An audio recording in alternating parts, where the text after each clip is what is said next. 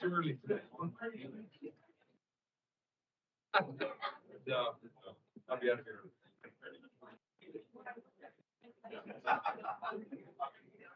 Yeah.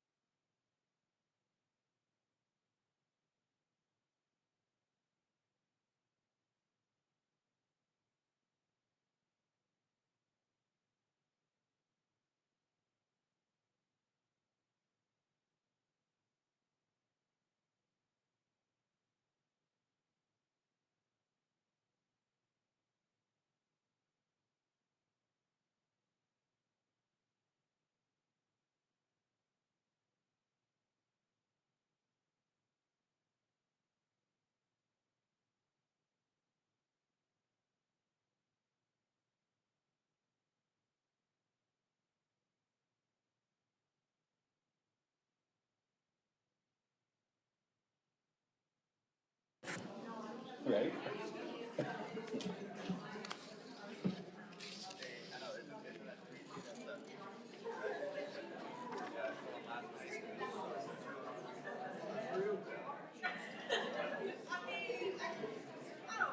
What is this about? Do we supposed to say As anything? being good negative was Lodi.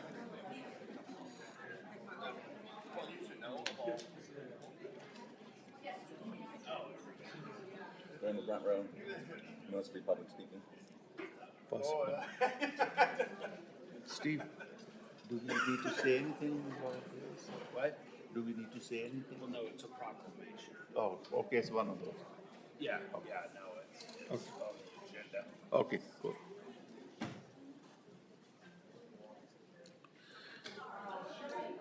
Ready?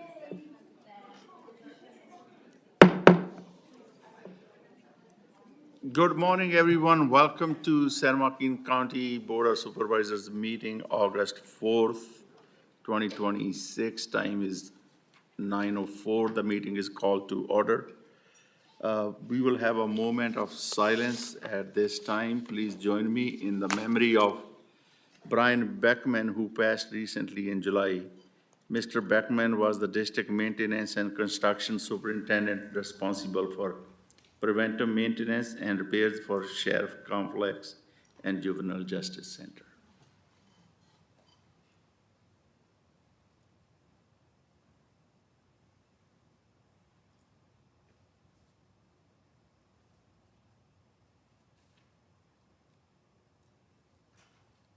Thank you so much.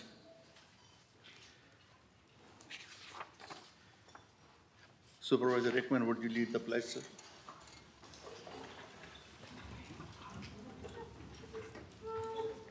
I pledge allegiance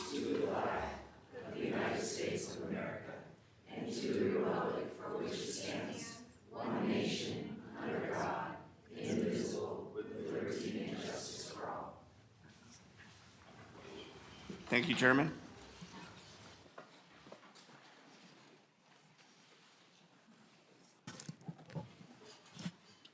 Roll call, please.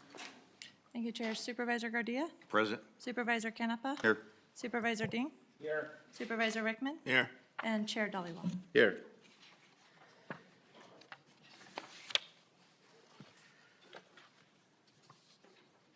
Next, we have public comments. No, we have recognitions first. Yes. Sorry, I'm going too fast.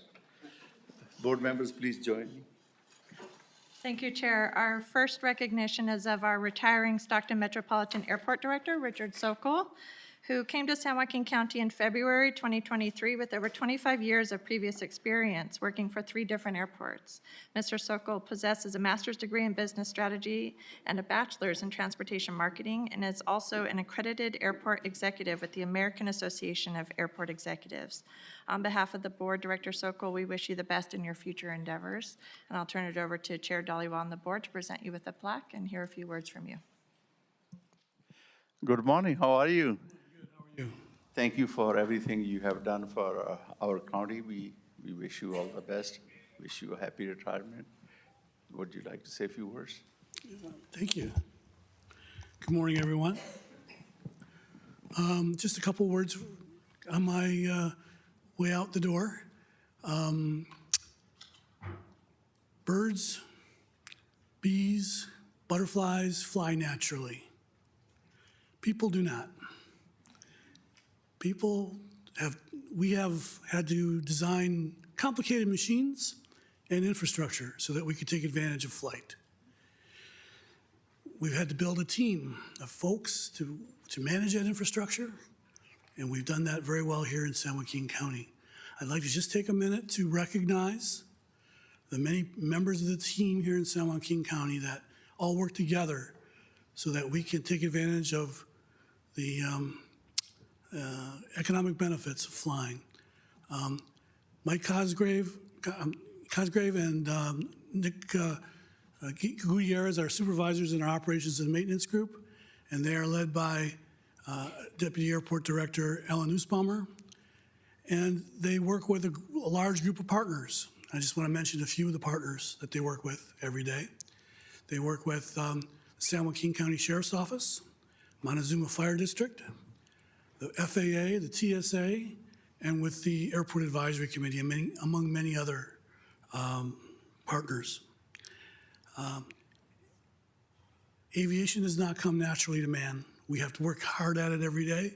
We have to work hard to make it safe and secure every day, and our team does that very well. I'm very proud of the safety record that we've had here during my tenure, and I think you are well served and should be very proud of the team that you've built here. On my final, I just want to mention that wherever I am and whatever I'm doing elsewhere or in the county, I just want everyone to know that I always wish every member of the San Joaquin County community blue skies and happy landings. Thank you. Thank you, sir. Board members? First off, congratulations on your retirement. And I mean, just over the time that I've been here, the growth of the airport has been good. And the advocacy trips that we do in Washington, D.C., and you know how we grow the one runway and new control tower that we've been working on, it's all works in progress. And I want to congratulate you on getting us to where we are now and look forward to taking it to the next step. So thank you for doing all that you've done. Congratulations, sir. We have a diamond in the rough, and over the last 2 years, I've seen your vision and how our Stockton Airport, our San Joaquin County Airport can grow, and the opportunities that we have out there for not just passenger flights, but also freight flights and things like that. So I just want to say thank you for your commitment to San Joaquin County. Thank you. I just want to say congratulations. What I appreciate about you is your fortitude, your drive. I mean, running a little airport where you're constantly trying to recruit and being told no over and over again, and you just never stopped. And I just want to tell you that I see that, I appreciate that, and you've been a benefit to San Joaquin County. Thank you. Sir, yeah, thank you for everything you did. And, putting the airport in a position to grow and advance. And hey, we just had a meeting here, last week or week before, on some of the accomplishments that you had and what's, going to happen here in the future. And we appreciate everything. We appreciate you coming with us to our trips in Washington, D.C. Those of you that haven't sat down with them and talked about, airport and how to run an airport and everything aviation, I mean, my God, man, you're just a plethora of knowledge, and we really appreciate it. But most of all, enjoy your retirement, enjoy your time with your family, and, take it easy. And hey, we'll always be here. If you're not doing anything, getting lonely, you come back to visit the board. Again, congratulations, and God bless you, and God bless your family. Thank you. Please join us.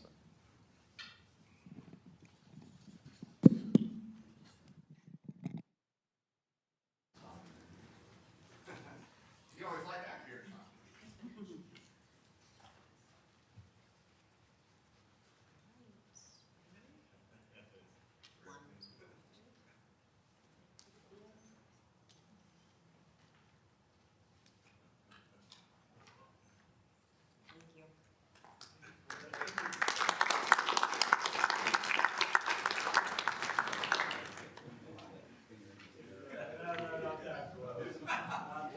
Next, please. Thank you, Chair. Our next recognition is brought forward by Supervisor Ding of the 4th Supervisorial District, and this is the recognition of Welcome Home Heroes Foundation that is brought as part of the Chair Dollywall's celebration of our nation's 250th anniversary. I would like to invite David Rajkovich to the podium as I read the recognition presented to Welcome Home Heroes Foundation in honor of an all-volunteer organization comprised of Gold Star families, Blue Star families, and local veterans, whose mission is to provide assistance and support to the United States veterans and their families in need. Through its unwavering commitment to serving those who have served our nation, the foundation exemplifies the values of patriotism, compassion, and community service. Its dedicated volunteers work tirelessly to ensure that veterans and their families receive the support, respect, and recognition they deserve. With sincere gratitude, the board proudly recognizes the Welcome Home Heroes Foundation for its outstanding service and lasting contributions to our veterans, our military families, and the community. Thank you and best wishes presented this 4th day of August 2026. Chair Dollywall and Supervisor Ding.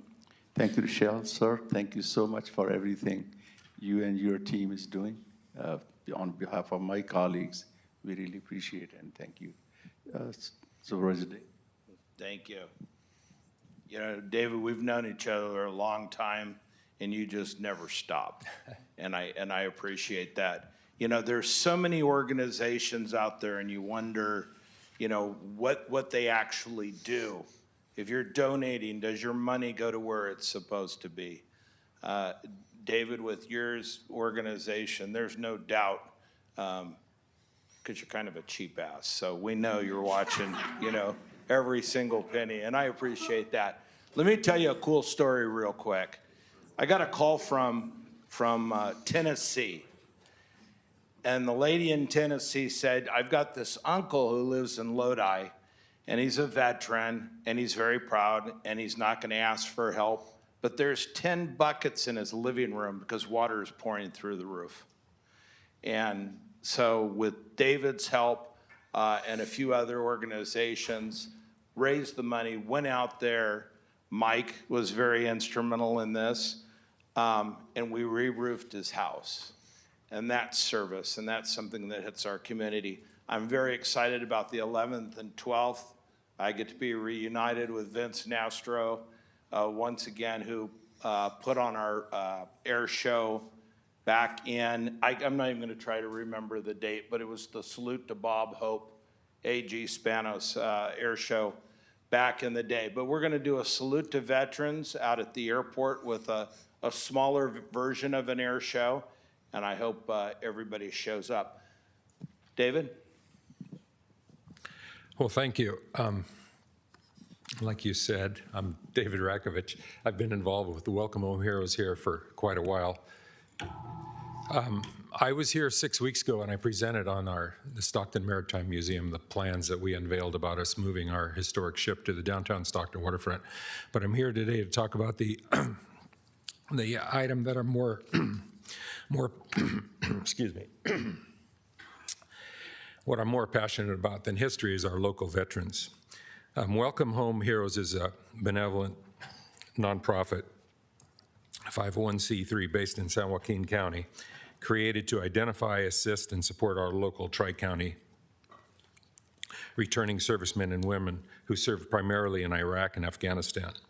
We're a homegrown 501c3 nonprofit made up of Gold Star and Blue Star families as well as local veterans. The principles of the program are still the same as originally founded, and that's being Mike Anderson and Vince Nastro. It began in 2007. All donations, this is what I love about the organization, every dime goes directly to the organizers. There is no overhead, no paid employees. It is all volunteer operated. All these funds go to veterans and families of the U.S. military in their transition from active duty to private life. Veterans are typically referred to the foundation from both the Palo Alto and Livermore offices of the VA and the local vet center, and I've referred veterans to them that I've met as well that are in some sort of hardship, and I've been able to get them assistance from the Welcome Home Heroes. We continue addressing the needs of OIF and OEF veterans by helping to bridge the gap between the time the veterans is evaluated by the VA and compensated by the DoD. Welcome Home Heroes Foundation goal is to help cover the gap between the VA and DoD so veterans do not lose homes or collapse to unbearable debt and stress, in addition to handling the consequences of injuries resulting from service in the military. We help them in their transition home with existing financial loans, moral support, and integration with the local county Veterans Service Organization and Federal Veterans Administration. We operate on a case-by-case basis. The foundation provides assistance to the VA and the Department of Defense to help expedite the wounded's application, evaluation, and veterans benefits process. It has been an honor, the Welcome Home Heroes Foundation, to have stood tall and be able to distribute hundreds of thousands of dollars during the Thanksgiving and Christmas holiday seasons to veterans and their active duty military personnel who are in true need of support. We have also had success with a working dog program in meeting more of the needs of our local service member.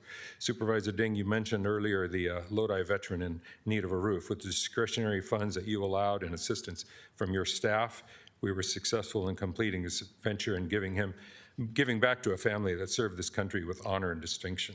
The Green Beret no longer has plastic sheathing covering his house. To commemorate the 25th anniversary of the tragic terrorist attack on our nation on 9/11, we're hosting a free event out at Stockton Airport on September the 12th. This is a Saturday event which does not compromise the current commemorative ceremonies put on by our local veterans organizations on Friday, 9/11. There will be F-16s, F-18 Super Hornets flying in for their static displays, along with other military craft. We're happy to have Lodi's 101-year-old Sergeant Frank Wright, World War II Marine Corps veteran, as our keynote speaker, and you will also be making some addresses from the podium. This promises to be a spectacular event. Thank you again, Supervisor, for your time, consideration, and recognition of the Welcome Home Heroes. Thank you.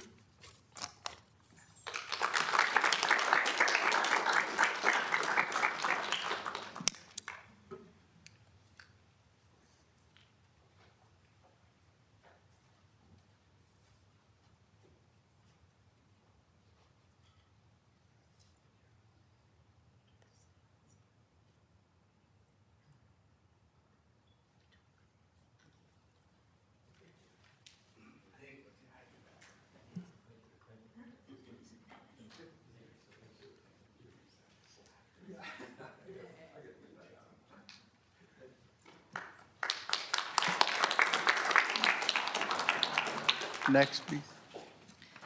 Thank you, Chair. Next is the proclamation of Laura DeForest Gordon Day in San Joaquin County, presented by Supervisor Ding of the 4th Supervisorial District.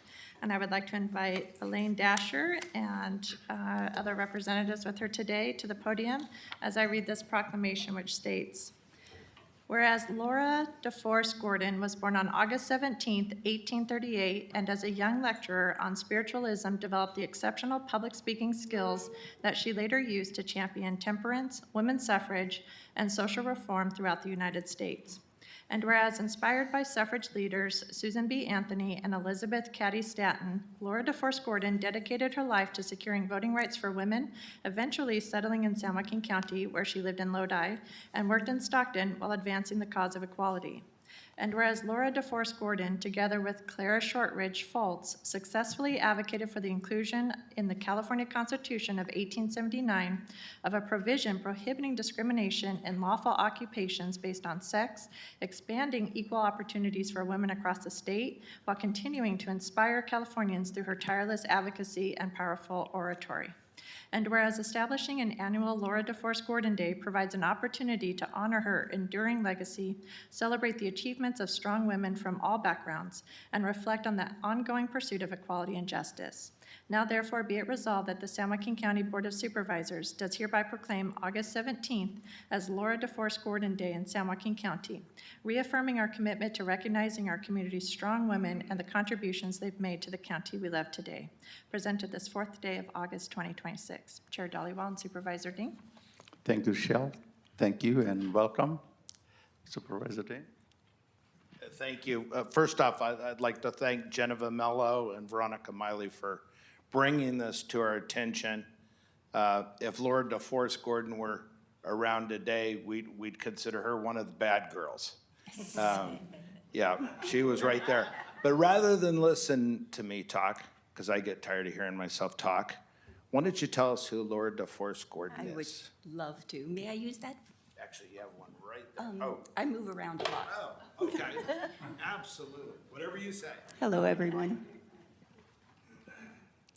Laura DeForest Gordon was born in 1838 back east in Pennsylvania. She had only a grade school education. She had to drop out to help support her younger siblings. Now, what would have been typical at the time for a young girl would be to take in washing or mending, or maybe go live with another family to be a cook or a nanny, but not Laura.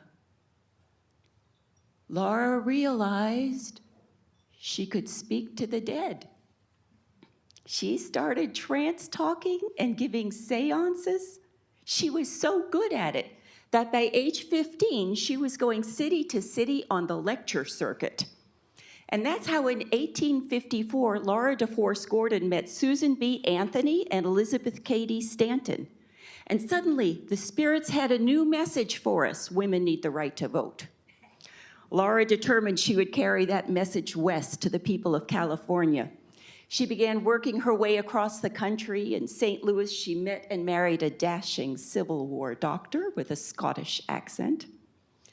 They kept working. Laura gave well-attended lectures in mining camps. And I like to imagine, what would that have looked like?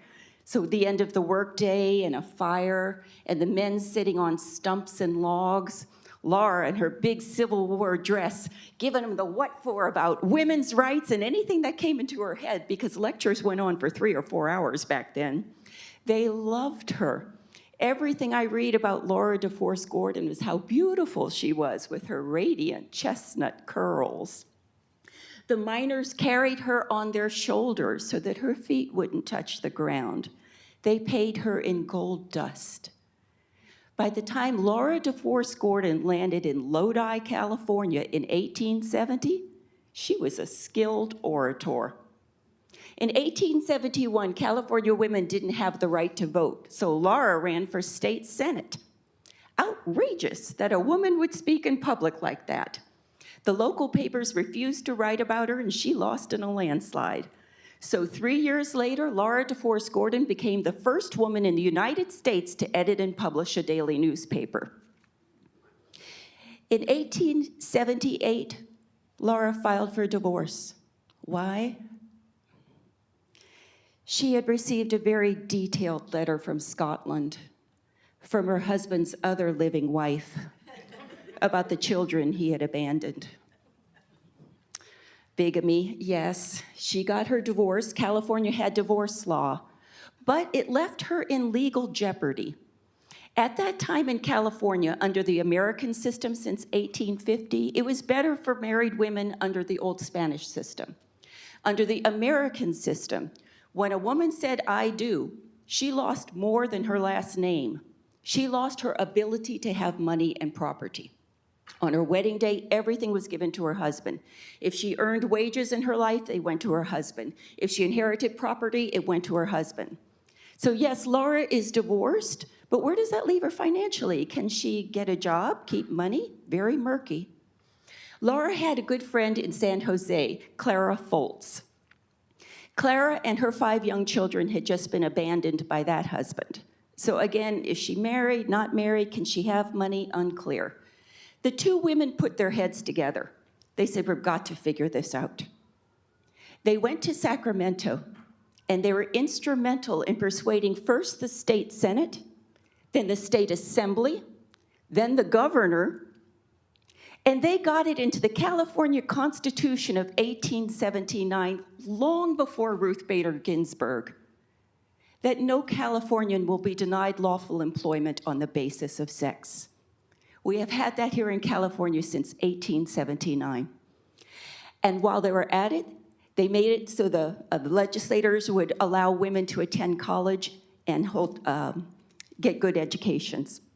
So the 2 women said, now that we can get educations and hold good jobs, we see how the world works. We're going to become attorneys. They entered Hastings Law School, but they were asked to leave a few days later because the rustling of their skirts distracted the male students. The 2 women sued Hastings Law School under the new Constitution. It went to the California State Supreme Court, and they won. And in 1879, Laura and Clara became California's first 2 female attorneys. In 1884, Laura became president of the California Women's Suffrage Society. That is a position she held for 10 years.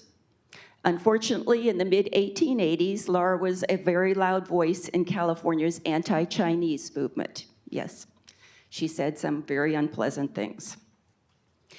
In 1887, maybe my favorite strategy of Laura's was the married women of Lodi and Stockton asked each other, why is it only the men are getting rich on the California real estate boom?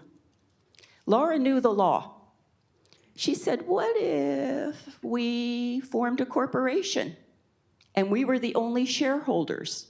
We could buy and sell in the name of the corporation and keep the profits. She was right. I have held in my hands, my gloved hands, the bylaws of the Woman's Land Syndicate. There's all their names. Those women were on fire. They bought and sold property from the foothills to Fresno. Laura owned a lot of North Lodi. How could we have forgotten that? She had a big, beautiful house on Lockford Street between school and Sacramento. What kind of a lawyer was Laura? You know she was excellent. She had to argue her cases in front of all male juries because women weren't allowed to serve on juries then. After the Hastings Law School fiasco, she continued with self-study, and Laura DeForest Gordon became the 2nd woman in the United States qualified to argue in front of the U.S. Supreme Court in Washington, D.C. In time, Union Pacific was her client, and they were so grateful for her work, they gave her a lifetime pass on the rails, which she used in 1893 to ride to Chicago to the famous World Columbian Exposition, the World's Fair that changed everything, where she lectured for 2 months on women's rights and silkworm cultivation. She was starting a silk industry in Lodi. Laura DeForest Gordon died in 1907 in her Lockford Street house. She had been giving seances all the way through. That is the true ghost story of Lodi. Her last words to us aloud were, never procrastinate. Because as she's dying of pneumonia, a last legal client comes in needing signatures. She's scrawling her name, says, never procrastinate, and dies. But that's not her final message to us. In 1879, the people of San Francisco buried a 100-year time capsule. And in 1979, we opened it up. And of course, they had asked the famous Laura DeForest Gordon to put something inside. It was a booklet that she had written California's geysers and how to find them. Such a wide-ranging intellect. Inside was a little handwritten note to us, and I would like to recite it as Laura. To the people of California, if this little booklet should see the light after its 100 years of entombment, I would like its readers to know that I was a lover of my own sex, and that I devoted the best years of my life in striving for the political equality and the social and moral elevation of women. Thank you.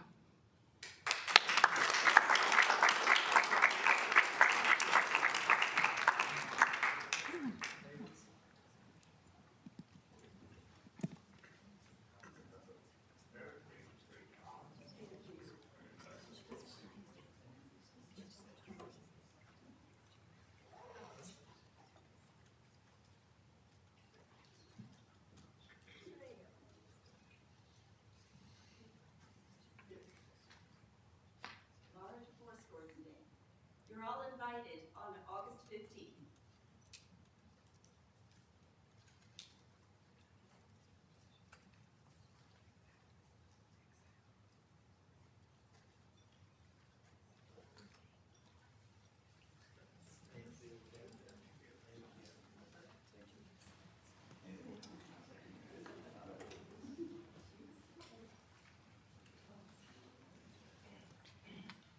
Thank you, Chair. Next is the recognition of Mountain House's Serving Hands organization for their outstanding youth leadership presented by Supervisor Rickman of the 5th Supervisorial District. And I would like to invite the students and representatives from Serving Hands to the podium as I read the recognition, which states, "This is in recognition of your hard work and efforts to found and lead Serving Hands, a student-led volunteer nonprofit operating out of Mountain House. Between May 4th, 2024 and February 21st, 2026, your organization ran 57 documented events across 7 U.S. states and delivering 32,000 meals and 4,600 clothing items to homeless and food insecure individuals. Primary recipients included the Modesto and Lodi Salvation Army branches, Stockton Family Shelter, Tracy Interfaith Ministries, Sacred Heart Community Shelter in San Jose, and the Coalition of Tracy Citizens to Assist the Homeless, with 1,214 total volunteer engagements recorded across the period. Based on verified data from Census Bureau, USDA, Feeding America, and California State Auditor, your volunteer labor would be valued at a minimum of $48,730, meal deliveries at more than $134,000, and clothing between $34,000 and $57,000 for an estimated total economic impact value of over $217,000. This economic output produced on a total operating budget of $15,314, funded through a combination of community fundraising events, small business sponsorships, and in-kind donations from individuals and local organizations in the Mountain House area, including SSBA-OSP, Digifusions, Crafty Cat, Prescient, Insatiate Solutions, HOH, the Mountain House Chamber of Commerce, and the Office of Mountain House Mayor Andy Sue. Impressively, Serving Hands mission has been expanded nationwide through 20 registered school-based chapter members across 7 states. Your hard work, dedication, and successful efforts reflect great credit upon yourself, Serving Hands, and the Mountain House High School. Congratulations on an honor well-deserved, and keep up the great work. Presented this 4th day of August, 2026, Chair Dollywall and Supervisor Rickman. Thanks, Rochelle. Thank you so much for being here this morning. Mountain House youngsters are doing amazing. Now we know why District 5 is the best. That's right. Here you go, sir. Thank you, Chairman. Hey, thank you guys for being here. You guys have school today? You guys back in? Thursday. Oh, okay, well, that means you can stay here for the whole meeting. No, hey, thank you guys for what you're doing, and before I get into it, I'm gonna turn it over to you, and I'm sure you have a few words, and if you could introduce everybody, I'd Yeah, appreciate it. Of course. Hello, everyone. My name is Ayush Deshpande. I'm the international president of Serving Hands. You want to introduce yourself? Hello, everyone. My name is Shuan Kumar Das. I'm the Vice President of Serving Hands. Hello, everyone. My name is Anirudh Jayaraman. I'm the Logistics Manager of Serving Hands. Hello, my name is Anurag Hanamachi, and I'm the Regional Outreach Director of Serving Hands. Hi everyone, my name is Soresh Burkley. I'm the International Vice President. Hello everyone, my name is Ditipali and I'm the Treasurer of Serving Hands. Hello everyone, I'm Partha Mopuri and I handle social media for Serving Hands. First off, I would just like to say thank you to every single one of my officers, because without them, none of this would have been possible. None of our efforts, none of our donations, and none of our drives would have been possible without the consistent effort of our officers showing up to every meeting, every event, and communicating with all of our different volunteers. And that leads me to my second point. I'd like to thank every single one of our volunteers across the 7 states in the United States, including our international chapters in India and Hyderabad. I'd like to thank them as well, as they're doing great work out there. And finally, I would like to thank all the parents and the support system in our organization, like my mom right here. We would not have shown up today without her. So obviously, without their continued support, none of this would have been possible. And I would just like to give a brief story about Serving Hands. So this organization started in 2023 from one of my close friends. And he's a year older than us, and he graduated, so he handed the organization off to me, and I've been a member since my freshman year in high school. And I've seen the consistent effort that he's been putting into this, giving food back to the homeless, collaborating with different shelters, and overall being a positive, good force in the community. And I felt like I could channel that positive energy to myself by being a part of this organization, which is why I initially started off as a volunteer my freshman year, and I learned from him and the other different officers of this organization how it runs, how to expand it, and what we could do moving forward in the future. And throughout that entire process, I was able to assemble my current officer team filled with my friends and close colleagues to expand Serving Hands from initially just 2 states when I joined, which was California and Texas, to now including New York, Washington, New York, Washington, and Alabama as well. So I would like to once again thank every single one of my officers, my members, all the volunteers, the different shelters that we collaborated with, and our awesome support system back home in Mountain House. Thank you so much.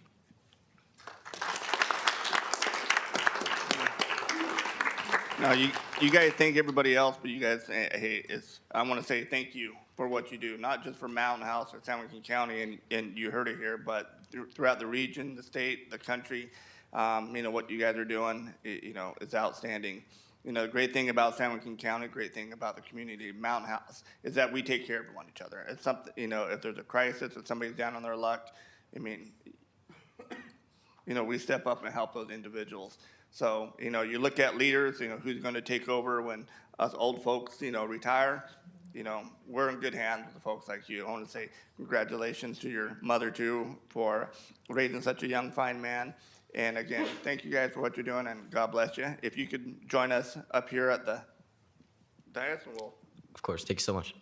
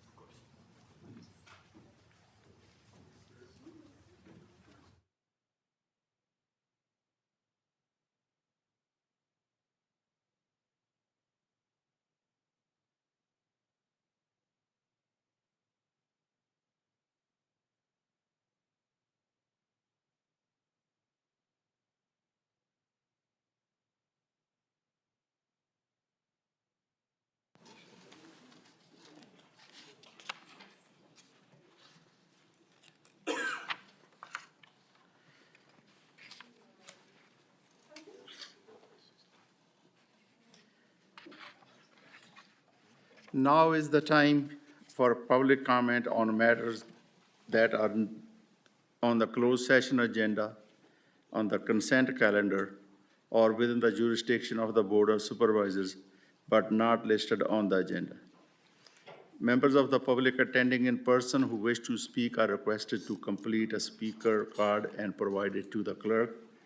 If you are participating remotely and wish to speak during public comment, please raise your hand by pressing *5. Please address your comments to the board, no personal attacks, please. First speaker is Philip Marlowe.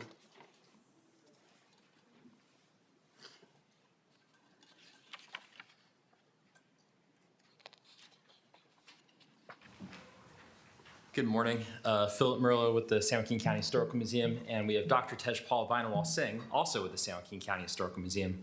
We just wanted to briefly take a moment to invite the county government to our next exhibit opening on August 22nd at 10 o'clock. We are opening our long-awaited exhibit, The Sikhs in America, Faith, Resilience, and Power. This exhibit was put together 3 years ago with Dr. Vinawal and I, and first debuted partially at the Smithsonian Folklife Festival a couple of years ago before heading to Wing Luke Museum in Seattle and UCLA. But we're really excited to bring the entirety of its exhibit to the County Historical Museum on August 22nd at 10 o'clock. Going to have a great exhibit opening. Talks about the national significance of the Sikh diaspora in San Joaquin County and the various facets in which they contributed to the county. We have some invitations, and also Dr. Vinawal is going to share a few words about the exhibit. So. Good morning, Board of Supervisors. Just like Philip was saying, we are excited to have this exhibit celebrating the long history of the Sikh community here in San Joaquin County.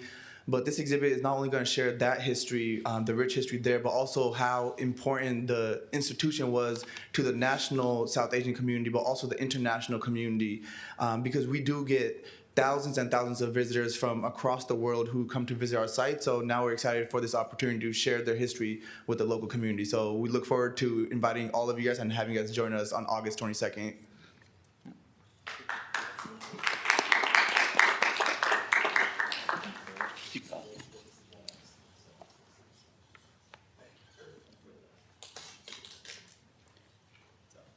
And thank you, and hope to see some of you guys there. Thank you. Thank you so much. Carla? Yes.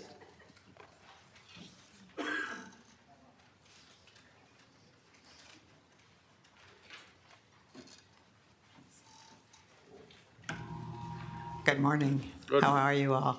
It's been a while. Good morning, Board of Supervisors. My name is Carla, and I'm a citizen of San Joaquin County. I'm once again approaching you to ask the election office not to process, count, tabulate, or touch any ballots received prior to 8 p.m. on election night. The priority of the ROV office should be promote heavily vote in person at polling places. Your vote gets counted immediately, and it does not have to go through a signature verification and be delayed. Or nor can somebody put in a vote by mail ballot for you, and then you're unable to vote at the polling place. The safest and easiest way to vote is to vote in person. You may take your vote by mail ballot filled out, you check in, and you scan it and you leave. Or you can go check in, you fill out they'll print out a ballot there, and you scan it and you're done. And those are what gets counted on the second count around 9 or 10 o'clock on election night. I will say again, vote by mail and drop boxes were put in place for COVID and are state mandated program. They're not being paid by the state anymore, board. They need to go away and go back to voting in person in the absentee program. And then we won't need surveillance cameras. As long as we have drop boxes, the cameras need to remain in place. And that is the recommendation of the San Joaquin Election Advisory Committee. Thank you. Thank you, Carla. Next speaker is Lauren Cardinale.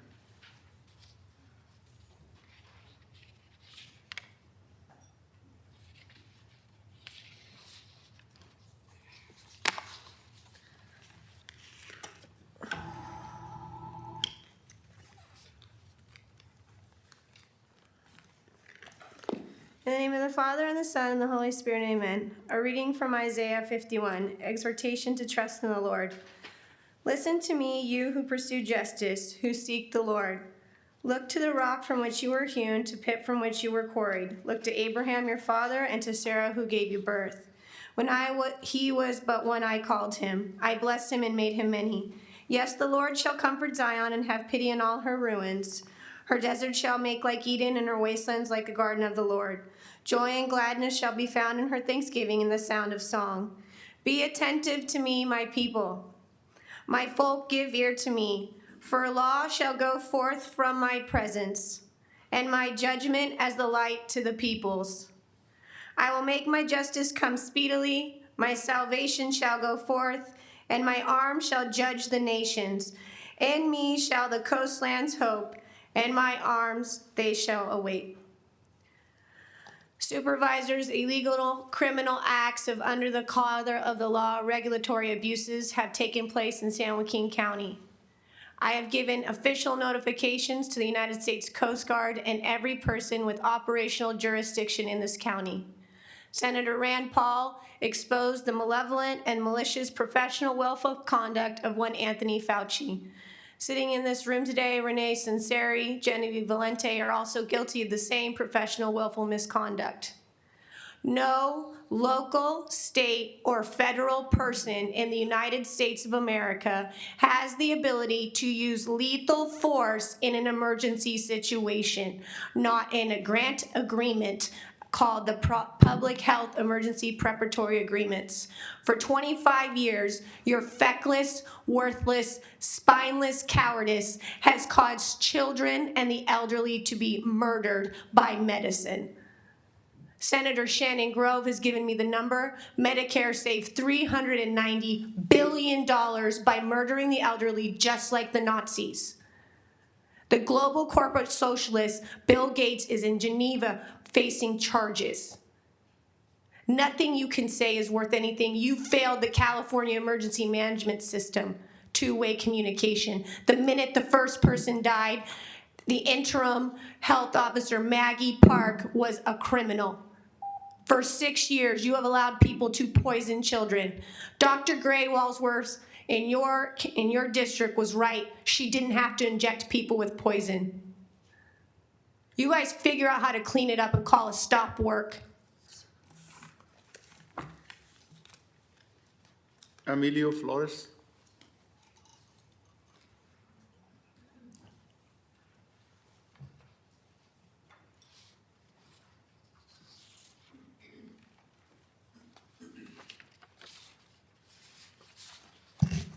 Good morning. Good morning. My name is Emilia Flores. I reside at 3735 Turnpike Road. And I hope I can get some kind of guidance from the board. I had somebody come and tell us that the back of our empty lot was his. The man did not provide any maps. He didn't bring me anything. The next thing my husband and I know, we go in our back, and he tore down our fences, took our plants, everything he liked, he took, he planted it, and everything he didn't want, he destroyed it. I went in the back, I talked to his worker, and I said, please tell him I need some paperwork. I need him to show me something. Nothing was done. The next day, we go in the back. He built a 6-foot fence. Okay? Got machinery in the back. Nothing has given it to us. I don't know if this is how it works. I thought if you own something, you have to prove to the person that you own that property. Here's a map, here's my permits, here's how this is done. But no, nothing has been. We feel threatened by this person with this much authority. My husband and I live by ourselves. We elderly. And we don't know how, if this is how it works now, that somebody just come in your backyard and say, well, this is mine, and I'm taking it, and I'm building, and I'll prove it to you later that it's mine. That's all I'm asking you. I called Mr. Gardenia's office. Nobody got back to me. I'm trying to get the legal system to help me. I have a contractor right now that's gonna give me an architect to come and look at that. And you know what? We're just afraid. My husband and I are afraid of this person. We don't know where he comes from. We don't know who he is. We don't even know his name.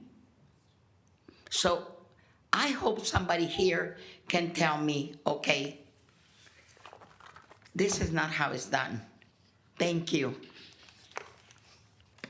Ms. Flores? Yes. We have your contact information. Someone will contact you either from our office or from Supervisor Gardia's office. Thank you. Thank you. Mary Nicholson?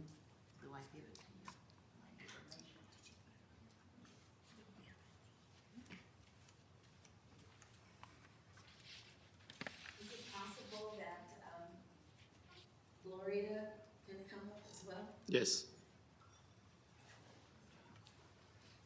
Gloria and whoever. Why don't you speak first?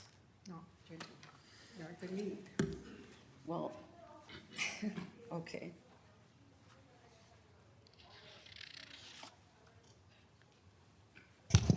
I have a song. I'm not gonna talk. I'm gonna let them talk afterwards. Here's my song, and I hope you can hear it. The French campus Zurich anthem, country rock style. Well, welcome to French camp. 95231, where San Joaquin County story first begun. From dusty roads to dreams that still stand tall, a little town with a mighty heart for all. Since 1857, healing hands have stayed. San Joaquin generals where history was made. EMs is ready every night and day, helping neighbors when life calls our way. We're country strong, with a hometown soul holding on, while the future rolls past and present side by side. French camp is our pride. Love French camp. 95231, where the heart of San Joaquin first begun. Love French camp. Yesterday, today, building tomorrow in the old hometown way. With the world standing hand in hand, proud together across this land. Love French camp. 95231. There's no place we'd rather call home. The sheriff's here protecting every mile, keeping families safe with a friendly smile. Good old country living in a growing land, where neighbors still reach out a helping hand. The post office knows your face and name. Around here we're all family just the same. A skip and a jump to the city's bright lights, but home is where the stars shine every night. Love French camp. 95231, where the heart of San Joaquin first begun. Love French camp. Yesterday, today, building tomorrow in the old hometown way. With the world standing hand in hand, proud together across this land. Love French camp. 95231. There's no place we'd rather call home. French camp school since 1850, standing proud and true, teaching generations everything they knew. River Mill still shines from 1873, a treasured place for all our family. Ava brings tomorrow with clean energy. French camp Max speaks for our community. District 3, together we'll always stand, building brighter days across this land. Final camp. Oh, 95231, where San Joaquin County first begun. We'll preserve history while reaching for the sky, keeping our traditions alive.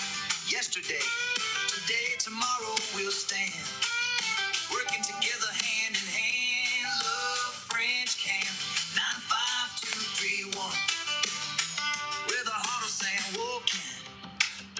Love French camp. 9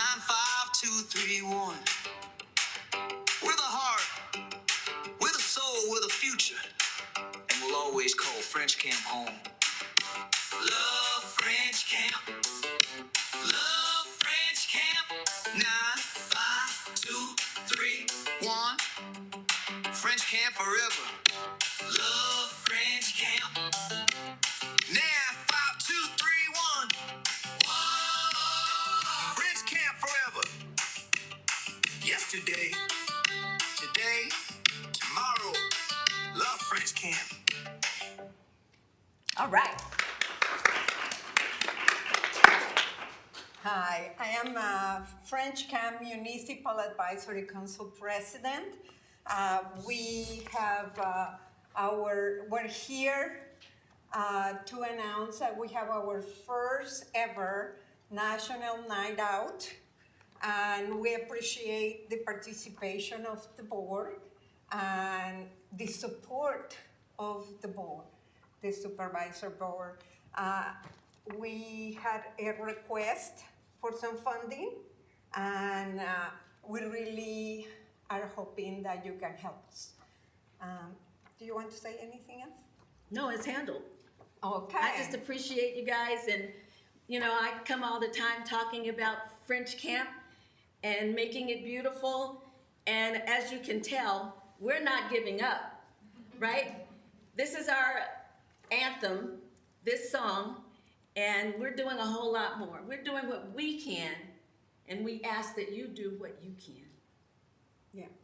So, but just to remind you, French Camp existed before Stockton existed. So please give an honor to our historical community of French Camp. Thank you. Thank you so much. Next, we have special meeting minutes. Board members, any comments, questions? Chair Dhaliwal, before we do, I just want to get in the habit, although we do not have any public speakers via telephonic, I do want to make sure that we pause at the end of public comments to ask if we do, and we do not at this time. Okay, thank you. Chairman, I'll move to approve those minutes. We have a motion. Do we have a second? Second. Motion and a second. Call for vote, please.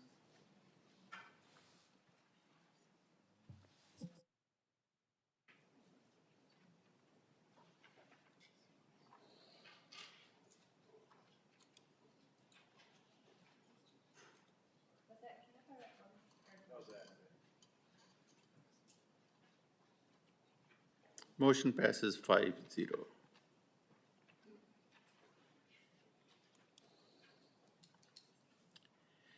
Next, we have, did you get the count?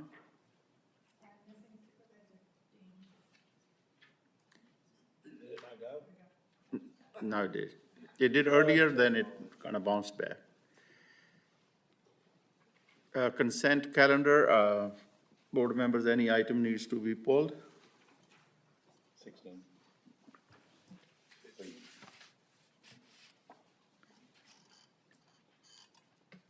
Anybody else?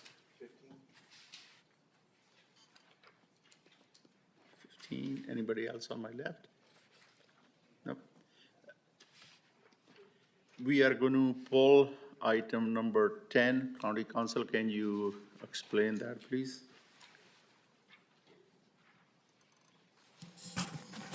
Yes, Government Code Section 54953, in conjunction with in conjunction with 3511.1, requires that with respect to certain employees, an oral report providing a summary of salaries and compensation paid in the form of fringe benefits be read orally into the record. And the item number 10 will impact some of the employees for whom this requirement exists. Is that item number 30 going to be pulled?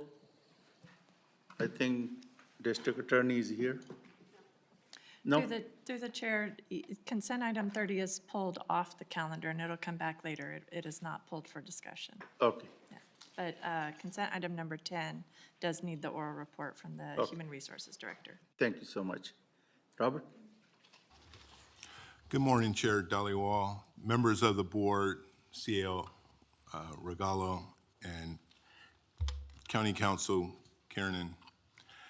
Robert Bonner, Interim Director of Human Resources. In accordance with Government Code Section 54953, Section D, subsection 3, I will provide a summary of the recommended compensation for the department head classifications included in this item. The recommended action to adopt resolution for the unrepresented units will result in the following estimated annual base salary and benefits for classifications subject to this code. Agricultural Commissioner, a base salary of $242,136, total benefits of $176,856. Assessor, Recorder, County Clerk, $277,869. Total benefits, $202,928. Assistant County Administrator, $304,645. Total benefits, $229,373. Assistant County Counsel, $332,522. Total benefits, $229,131. Assistant Director of Health and Healthcare Services, $263,054. Total benefits, $199,866. Auditor Controller, $277,869. Total benefits, $215,222. Chief Deputy Director, Behavioral Health Services, $253,032. Total benefits, $137,797. Chief Deputy Director, Public Health, $235,603. Total benefits, $227,826. County Counsel, $379,803. Total benefits, $262,126. County Probation Officer, $267,508. Total benefits, $344,576. Director of Employment and Economic Development, $214,976. Total benefits, $195,193. Director of Healthcare Services, $348,524. Total benefits, $149,631. Director of Child Support Services, $256,616. Total benefits, $183,360. Director of Community Development, $268,706. Total benefits, $192,511. Director of Emergency Operations, $182,278. Total benefits, $131,336. Director of Environmental Health, $219,901. Total benefits, $200,010. $622. Director of Human Resources, $263,055. Total benefits, $140,502. Director of Human Services Agencies, $300,711. Total benefits, $253,577. Director of Public Works, $278,506. Total benefits, $218,949. Director of Purchasing and Support Services, $216,955. Total benefits, $134,666. FQHC Project Director, $238,598. Total benefits, $136,580.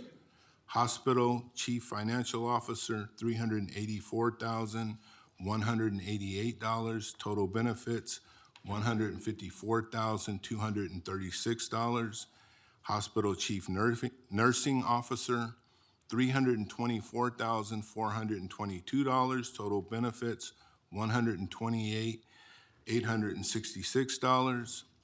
Information Systems Director, $263,055. Total benefits, $120,948. Public Defender, $316,339. Total benefits, $267,669. Register of Voters, $211,060. Total benefits, $141,862. Treasurer and Tax Collector, $277,869. Total benefits, $215,222.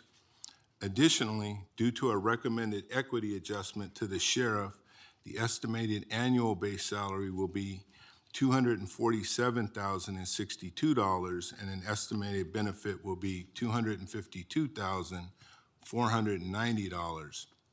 As a result of this adjustment, and in accordance with the elected exempt resolution, Section 4.1.1 for the classification of district attorney, the estimated annual base salary will be $285,239, and an estimated benefit will be $140,944.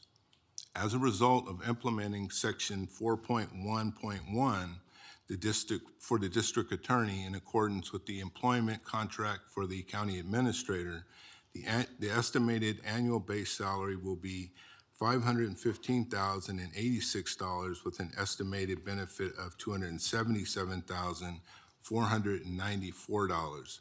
This concludes the required oral summary under the Government Code for Section 54953, Section D, subsection 3.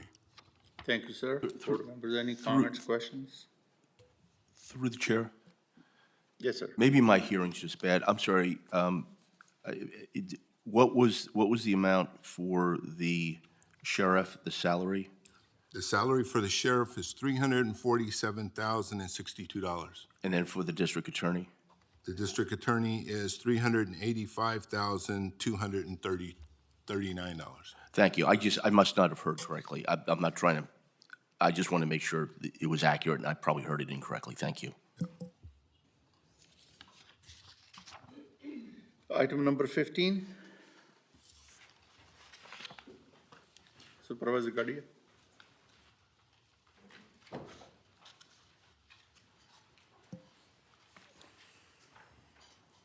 Thank you. I pulled this item, I don't know if anybody here else seen it, but yesterday, me and my wife went out to dinner and we saw a big header in Calaveras County. And for some of you that don't know what a header is, it's a big plume of smoke that you can see from a long ways. It's a kind of a firefighter term, but just knowing that big fire is happening in the Hogan area, knowing how our OES and, not our OES, well, maybe our OES, but how OES systems and mutual aid systems work for the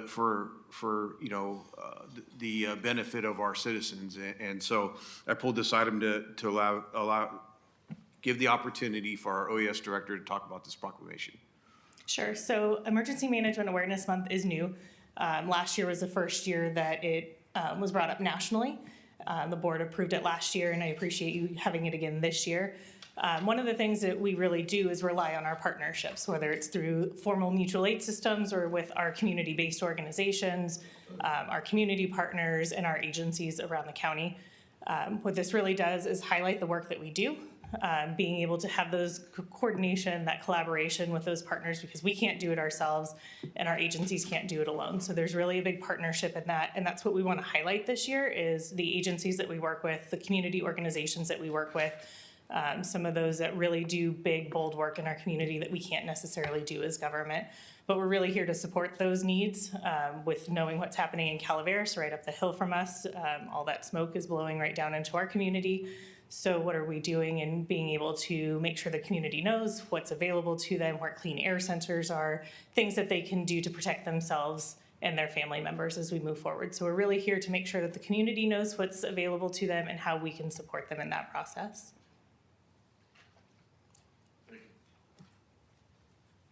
Thank you, sir. Anybody else? Item number 16, Supervisor Campbell. Yes, I just want to commend staff. I mean, Supervisor Gardia, we started the ad hoc committee, and OES has stepped up, and Hillary from the CA's office, and Public Works, and all of our support staff for this emergency. And I think it's important because what we've done is now they're coming out and they're going to do a tour next month. And we're talking about budget meetings that we're being involved in. And I think it's important that we did do the emergency. And I want to commend the board on doing the emergency because now San Joaquin County is now a player in the Golden Muscle.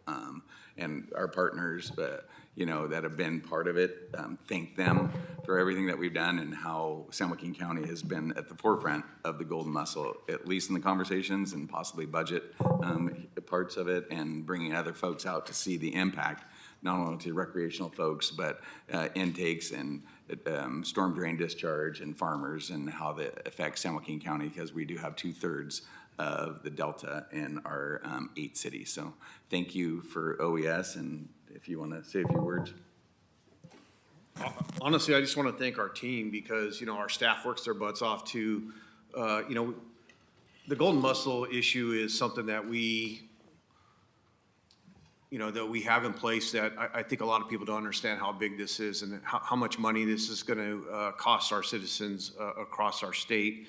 And, you know, in the beginning, there was thoughts it was just a recreational issue, but it's grown way more than that. And until you see it for yourself and see the pictures of the damage it does to our infrastructure and how it threatens our farmers in creating more cost for them to do business, and you know, and ultimately it's going to cost us, the consumers, more money. So, you know, I'm proud of our team. I want to say thank you to our board for giving us the support of the ad hoc committee and the multiple of volunteers that are working on this with us. So thank you. Can you kind of speak to what OES has done since we declared the emergency?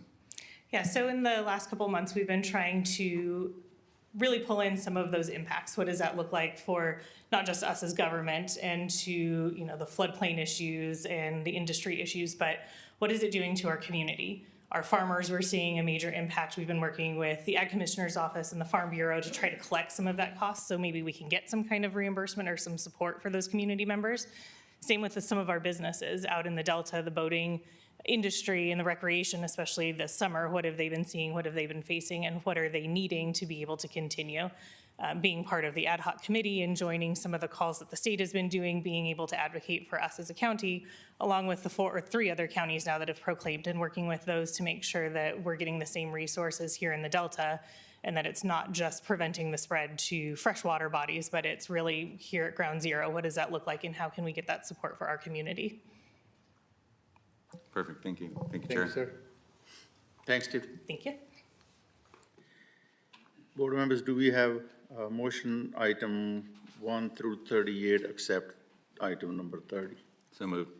Second. We have a motion and second. Call for vote, please.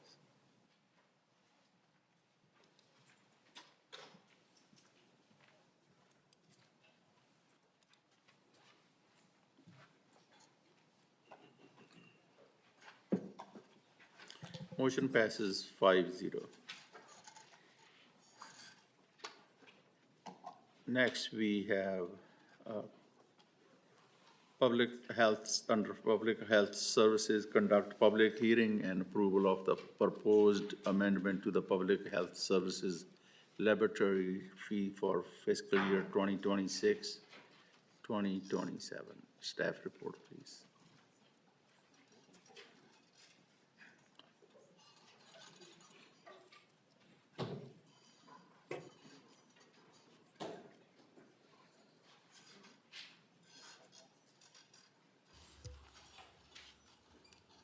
Good morning.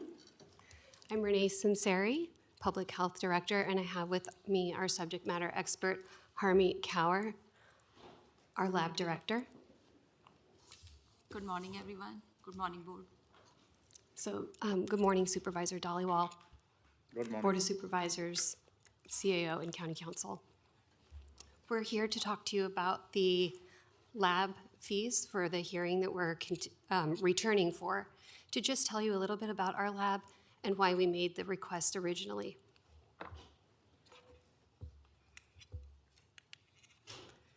So the purpose here today is, again, to give you some context and justification for why we're requesting some adjustment to our lab fees.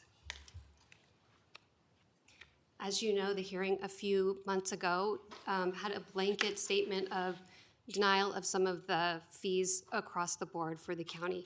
And we want to ensure you guys get full information on what our lab does and the changes that we're proposing. First and foremost, before I get into the details and the ask, I would like the board to know that the lab ultimate responsibility is to be fiscally sound and be a steward of the dollars that we receive. We also aim to provide efficient customer service, support our healthy community by building our infrastructure to respond to disease. One of our main goals is to make sure that we're preventing spread of disease, protecting our county, but not just our county, San Joaquin, but actually the region. This lab is a regional lab that supports 9 other counties, including our own, and we just added Merced this last year, and they rely on us heavily to help detect and prevent disease. Some specialty services that we perform, and actually of note, we don't actually serve humans directly where we're taking a sample from a human, like their arm. We actually receive specimens from humans, animals, and the environment. So what we're receiving every day is usually in a tube or a vial, and then we test it for very specialized items that are not run in a normal lab. So when you go to the doctor and they run a blood test and you're looking at your results to see, hey, what's going on with my health? What our lab is doing isn't that. It's actually listed here what we do, and I won't go over each bullet, but basically we're looking at some emerging diseases that the labs around you, like Quest, cannot run. We are also can have the capability of doing bioterrorism type testing like anthrax. We also are looking and monitoring outbreaks. And just a quick story, recently we had a very well-known provider office call us frantically saying that they thought there was someone or exposure of a baby to a very highly contagious communicable disease. They called us really nervous, worried that everyone in the waiting room, all the babies were exposed, and asked our lab to help them find out if, in fact, the disease was present. We turned around that test less than 24 hours, less than 12, actually. If our lab wasn't here, that specimen would have to be mailed out outside of the county, wait in line with all the other tests to get tested, then we have to wait for a report back.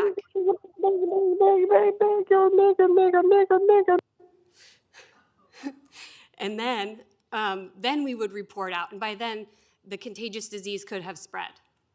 So we were able to actually tell the provider that their disease wasn't present and kind of calm the office down, the parents down, the child, and it was not a communicable disease. But we had the capability to turn that around fast enough, if it was, to be able to protect that office and those children that were exposed.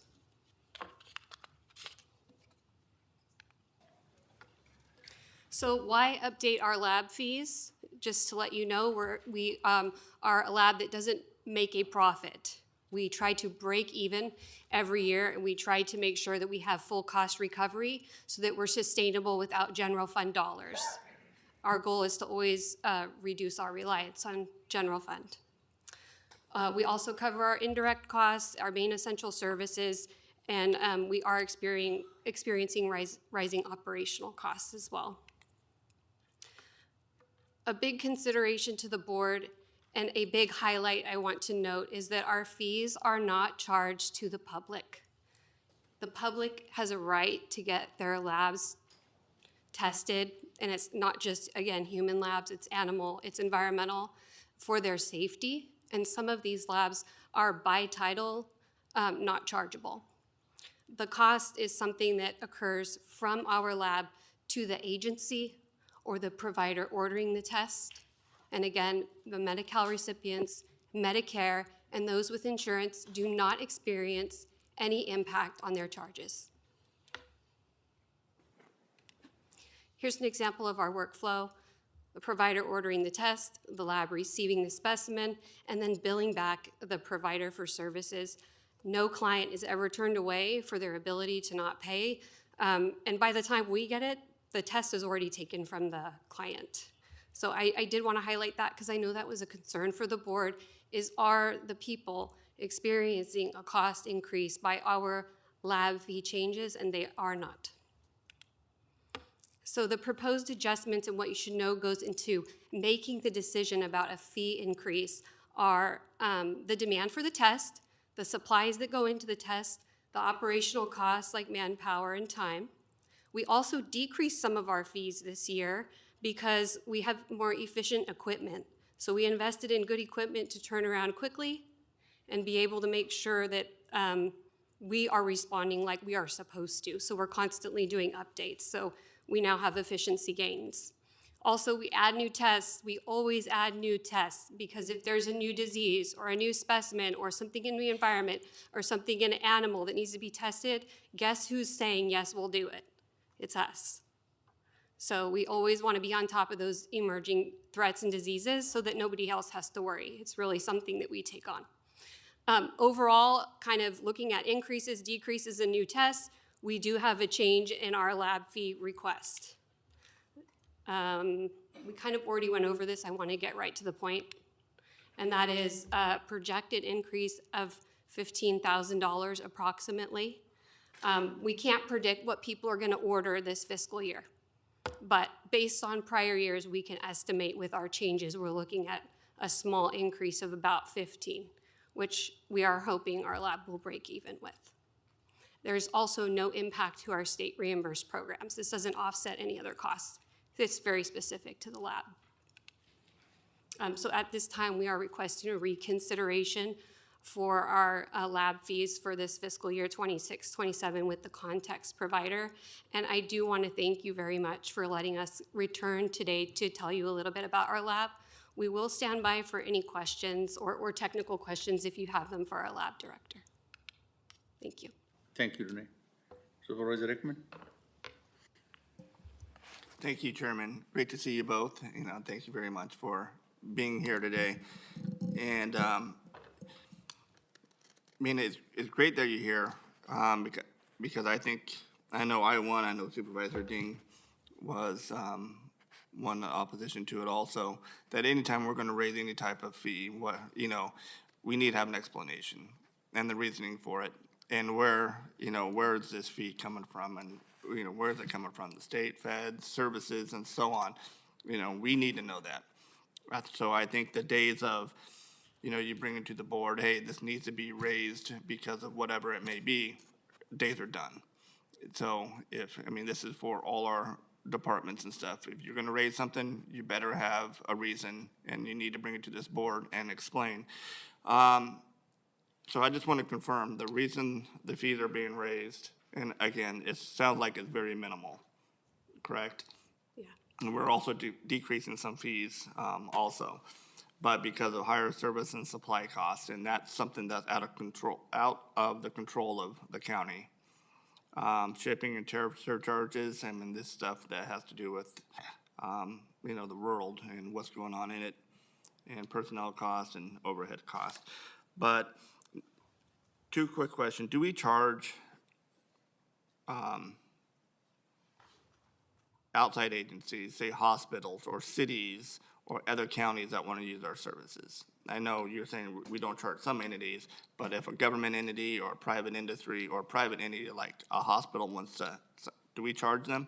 Yes, we Okay. do. And the other counties are also being charged.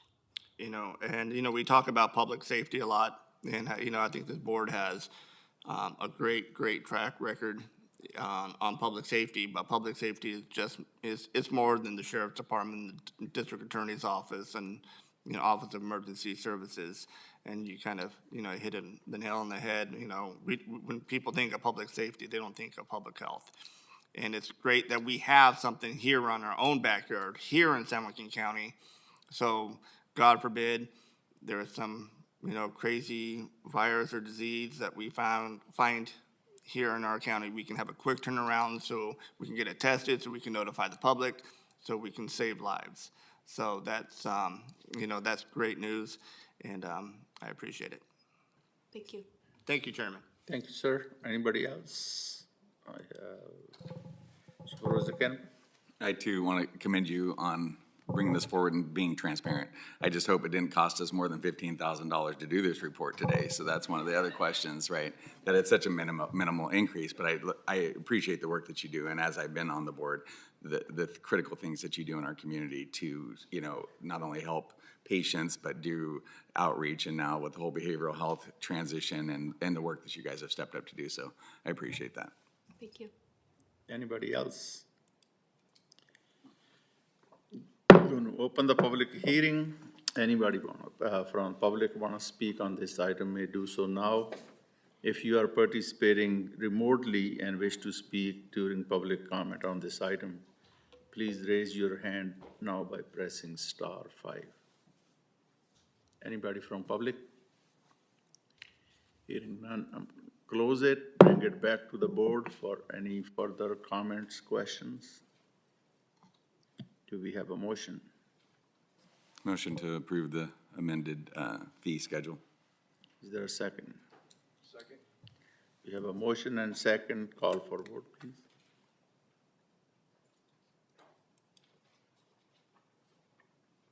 Motion passes 5-0. Thank you so much. Next is AgCom Crop Report Plus 2026 Economic Contributions of San Joaquin County Agriculture. Come up.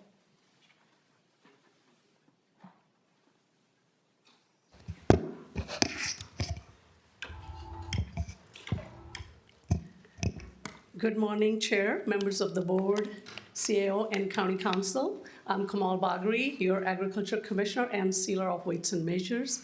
With me today, I have Dr. Jeff Langholz and Fernando De Paulis, and we are here today to present Crop Report Plus. Every year, Agriculture Commissioner's Office presents a crop report that provides a snapshot of agriculture production over the past year, but it only tells part of the story. Crop Report Plus shows agriculture's value extends far beyond the farm gate. Every dollar generated by agriculture creates additional economic activity throughout San Joaquin County. It supports food processors, irrigation suppliers, veterinarians, equipment dealers, mechanics, restaurants, and countless other small businesses, creating a ripple effect that strengthens our local economy. Dr. Langholz will be presenting on the Crop Report Plus and will be here to answer questions. Thank you. Morning. Chairman Dhaliwal and Honorable Board of Supervisors. Chair Dhaliwal, if I may. Oh, thank you. I'm sorry, it's There we go. I wanted to make sure your mic is on. Press it again. There you go. Now it's on. Is that it? Yes. All right. Good morning, Chairman Dhaliwal and Honorable Board of Supervisors. I'm Dr. Fernando De Paulis, a senior researcher at the consulting company that Commissioner Bagri mentioned, and a co-author of the economics study she described. Although I grew up in Argentina, I consider myself a Californian, earned my doctorate at UCLA, and have lived in California for more than 30 years. In the next few minutes, my colleague and I will provide a summary of the key findings of this report. After that, we'll be happy to answer any questions that you may have. Just a quick caveat before we start. As you probably already know, the field of economics is often called the dismal science. And economics is a dismal science for a good reason. All those facts and figures and formulas can get pretty dry, and you probably have enough numbers already this morning. So we're going to try to keep this to a minimum and make it less dismal. Also, I will read my remarks because as university professors, it's challenging to keep us from talking too much.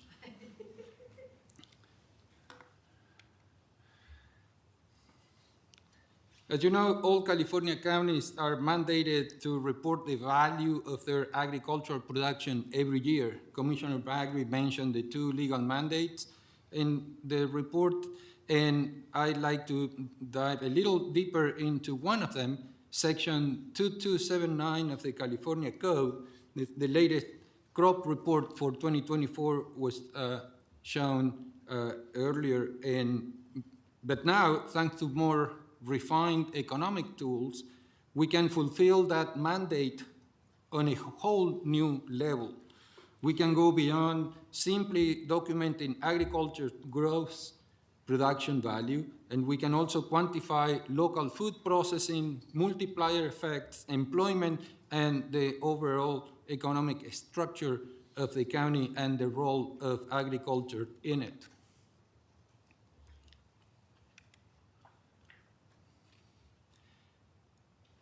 The previous slide mentions the concept called multiplier effects, and I would like to clarify what that entails.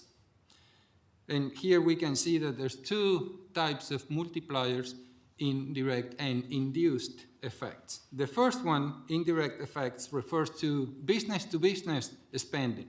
This is the money that agricultural producers and processors spend within the county on supplies and services.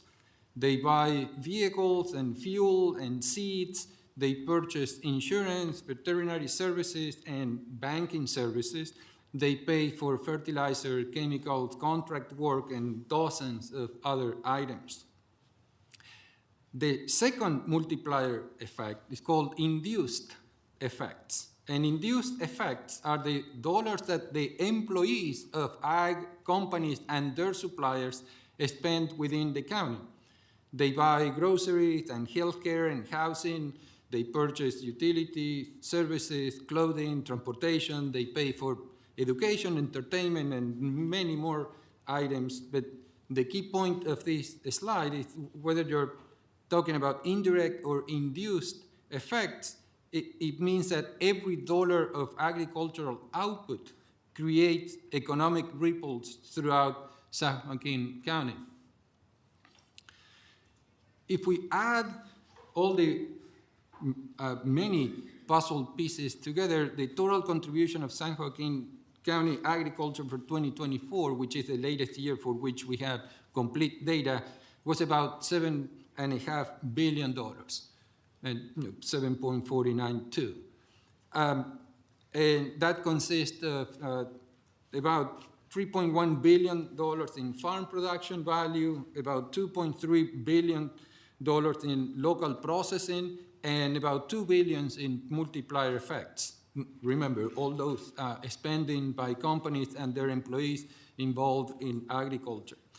These figures are imposing by any measure or comparison. The ag production of many counties in California looks like a rounding error when compared to San Joaquin's. Agriculture total contribution works out to about over $20 million a day. Now, in addition to agriculture economic output, there's also employment effects. And here we show the value of San Joaquin County agriculture supporting almost 36,000 total jobs. And this is consisting of 24,000 jobs in direct food and production processing, and another 12,000 full-time equivalent jobs in multiplier effects. At this point, I would like to turn it to my colleague, Dr. Langholz, to discuss other aspects of the county's economy. Thank you, Fernando. So far, not too dismal, hopefully. That Love French Camp song was a tough act to follow, especially with an economics presentation. I'd like to finish with just one more topic, and that is economic diversification. We've all heard that old saying, don't keep all your eggs in one basket, because if the basket drops, you might lose all the eggs. And that definitely applies to economics, and particularly to the agricultural industry. Agriculture faces a lot of threats, price drops, disease outbreaks, new regulations, for example, trade policies like tariffs, new competitors, price spikes, COVID pandemics, and so on. And economists have ways of measuring the level of economic diversification. It's called the Shannon-Weaver Index, and when we crunch the San Joaquin County numbers, we come up with an index of 0.63. And that number, just so you know, is extremely high. The level of economic diversification in San Joaquin County within the agricultural industry is among the highest in the state. And this provides critical economic resilience within agriculture and arguably to the wider county economy. And the news gets better from there. This extremely high level of economic diversification in the agricultural industry has held steady over the course of the last decade. This stands in contrast to what we see in many counties that have become increasingly dependent on one or two crops. So I'll head for the finish line here, then we'll be glad to turn it over to Commissioner Bagri for any final comments as well as your questions. The three main points to remember are this. San Joaquin County agriculture has an extremely large economic output. When you drive around the county, you can't help but to notice that ag must be pretty important to the economy here. Well, it's a lot larger than we probably realized. Second, it has significant employment, almost 36,000 jobs, and a strong level of economic resilience to price shocks, pandemics, and other things that throw wrenches into the system. With that, thanks for your attention. Hopefully the dismal science wasn't too dismal. I'd like to turn it back over to Commissioner Bagri. Thank you, Dr. Langholz. So again, I would like to point out that San Joaquin County is very fortunate to be one of the most agriculturally diverse counties in California. I believe this diversity is one of our greatest strengths. It helps sustain our agriculture economy, creates opportunities for innovation, and demonstrates the resilience of our growers as they adapt to changing markets, weather, water availability, pest, and evolving regulations. I would like to thank you for this opportunity to present this report and for recognizing the essential role agriculture plays in our region. Today is not just about numbers on this crop report. It is about recognizing the people behind those numbers, the families, businesses, and workers who make agriculture one of the strongest pillars of local economy and our way of life. And I would also like to invite all of you today to the Agriculture Center at 4 p.m. for a reception, and our agriculture industry is the one who's supporting it. And I would like to thank you, Molly Watkins, for it, and our Farm Bureau for it. So I'm here for any questions. Supervisor Rickman. Thank you, Chairman. When you talk about economic shocks, did you look at, other states versus California, when you talk about the regulatory? Because one of the things that, we always hear is that, especially the family farmer, people with smaller farms, are dealing with dozens of agencies, regulatory agencies in the state, and one person can't do it.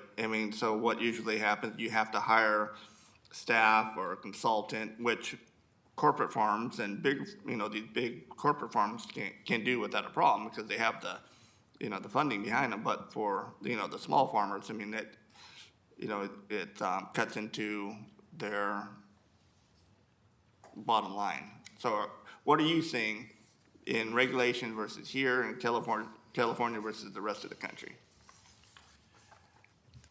The research we've been doing is focused just on California, and in particular on quantifying the economic contributions We haven't analyzed in depth the cost of regulation, for example, and especially how that would disproportionately affect the smaller family farms. But it's an interesting point. All right, thank you. Thank you, Chairman. Thank you, sir. Supervisor Canepa? I just have a couple questions. So the 0.63 is a good number compared to what? So we're being able to pivot or we're not able to pivot? Because Yeah. in Supervisor Ding's area, they're pulling out, grapes, Yeah. you know what I mean? And then you see the trauma of peaches and closing, things. So is that what this 0.63 is a good number compared to? Yeah, great question. First of all, most California counties have a very high score compared to the rest of the country where they're dependent on one or two major commodities, corn or soybeans or wheat or something like that. So California counties tend to be much more able to withstand these shocks. Second, the shocks come and go, that's for sure. And I'll give you one example. During the pandemic of 2000, when crops were going unharvested in fields around here and grocery store shelves sat empty, California ag declined a lot. Overall, the state was down 3% for that year, 2000. One county was down 51% in their annual crop report, but you look at San Joaquin County, it wasn't down 3% or 51%, it was up 15.8%. That's because 20 crops dropped because of the pandemic, but over 30 crops increased that year. That's the value of not having all your eggs in one basket. So the 0.63, what's the bad side of the schedule, down or higher? So Down is bad. It's a logarithmic scale, kind of like the Richter scale that measures earthquakes in California. If you have a 7.2 earthquake versus a 7.4, the numbers look close by, but the 7.4 is twice as bad as the 7.2 because it's an exponential scale. Same thing here, it's a 1-point scale. So a 6.3 is way higher than a 0.61. Perfect. So the scale goes from 0 to 1, Yeah. and the advantage of having a high value is that it's extremely unlikely that the shocks will happen in all crops at the same time. One or two may be impacted, but you always have a large variety of options to keep the county going. And that high number shows that ability to withstand shocks that will happen in isolated crops, but it won't hit the entire county. A much lower number, 0.45, it means that one or two crops may take the entire industry down because it relies on much a smaller set of crops. Perfect. So resilience is the word we're looking at. Yes. Resilience. So then can you basically talk, what's our dollar amount? Because that's always the number that we do. And then the top 5 crops, how are they been doing? It depends from year to year. So the diversification is what helps us to sustain that overall value of the crops. If one crop is down and the other one is higher, then the average could still be higher. So that's what we look at from year to year. It depends. Because what was last year's 3-point-something billion, correct? I will be bringing last year's crop report next month. Okay. Thank you. Thank you, sir. Supervisor Gadia? I appreciate the invite. Just a little scheduling. If we could schedule that in the future, not on National Night Out, because all of us are going to be running around all over the place. So just a heads up for next year, if we could do it on a different date. Noted. Thank you. Thank you. Anybody else? Anybody from public? Molly?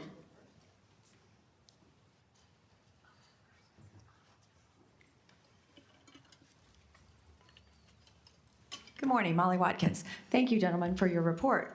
I guess I want to say from the ag community as a farm wife who lives and breathes agriculture on a daily basis that our ag commissioner has kept us all in this realm where we can exist. She's fought for our pesticide issues, weeds. She's working with the ag commission or with the RCD to give us some money. She gave us 2 nutria. We stuffed them, and we're going to show you what they look like and try to get rid of that. The other pest she's been working with is at Costco. All of those things affect our fields, our daily lives in the orchards and the vineyards and the row crops, whatever it is. So it's a team effort, and without a good person at the top of the Ag Commissioner's office, it does affect how we survive. Sacramento can cause much more havoc, but it's great to have Kamal on our side. She's eager to help. If you pick up the phone, she comes, she helps, and she's good at enforcing. Because even though we have some bad neighbors, and sometimes they need to be hit on the head, and she'll come behind us and she'll put them in their place and follow the rules that are set before us. So we all have to work in the same realm. And so I think that's nice numbers. I hope you can come this afternoon. I cooked all night. I was up at 4 o'clock. So we have all 10 commodities on the table for a little snack. Farm Bureau is bringing you some beer and wine. You have a little glass before you go to that night out. Thank you. Anybody else? Andrew? Thank you, Supervisors. First off, I want to thank you for your support of agriculture throughout the years. You guys always do a great job. Golden Mussels is just kind of the most recent, but I appreciate your support there. We have a great basis to the economy of our whole county here in agriculture. A lot of people working, making their living, feeding their family, putting their families through schools. You have the next generation, the following generations moving on and doing some great things. So I appreciate your support that helps us do that. Thank you to Commissioner Baggery. She has been awesome to work with. She has an education first mindset when it comes to enforcement, making sure people understand what they're doing. But if you screw up, you're going to get hammered, like Molly said. She walks that line of making sure that people are educated, they understand what they need to be doing, and enforcing where we need to. So we appreciate her and all that she does for us. With this report, it just kind of exemplifies everything that this county is based on, everything that this county, the economy is based on. We appreciate your support, but we look at the issues we do have. We are very diverse right now, but the problem I have is when people come to me and say, hey, I'm pulling out my grapes, what do I plant? And there's no answer right now. Everything's just kind of down. The last 2 years, our crop report has been lower than the year previous. So while we are diversified, we are protected from the big shocks in just one individual commodity. Everything's kind of down. We're working with ever-increasing restrictions, ever-increasing regulations. But we appreciate the support here in the county. I know we don't always get it on the state or federal level, but in the county, we're really blessed to have supervisors who support us the way you have. So thank you. Thank you, sir. Anybody else? If you are participating remotely and wish to speak, please raise your hand by pressing *5. Nobody. Do we have anybody? No? Okay, let's move on to the next item. Thank you. Thank you so much. Approve the supplemental progressive design build contract with HMH joint venture for the SJ Beagle campus project.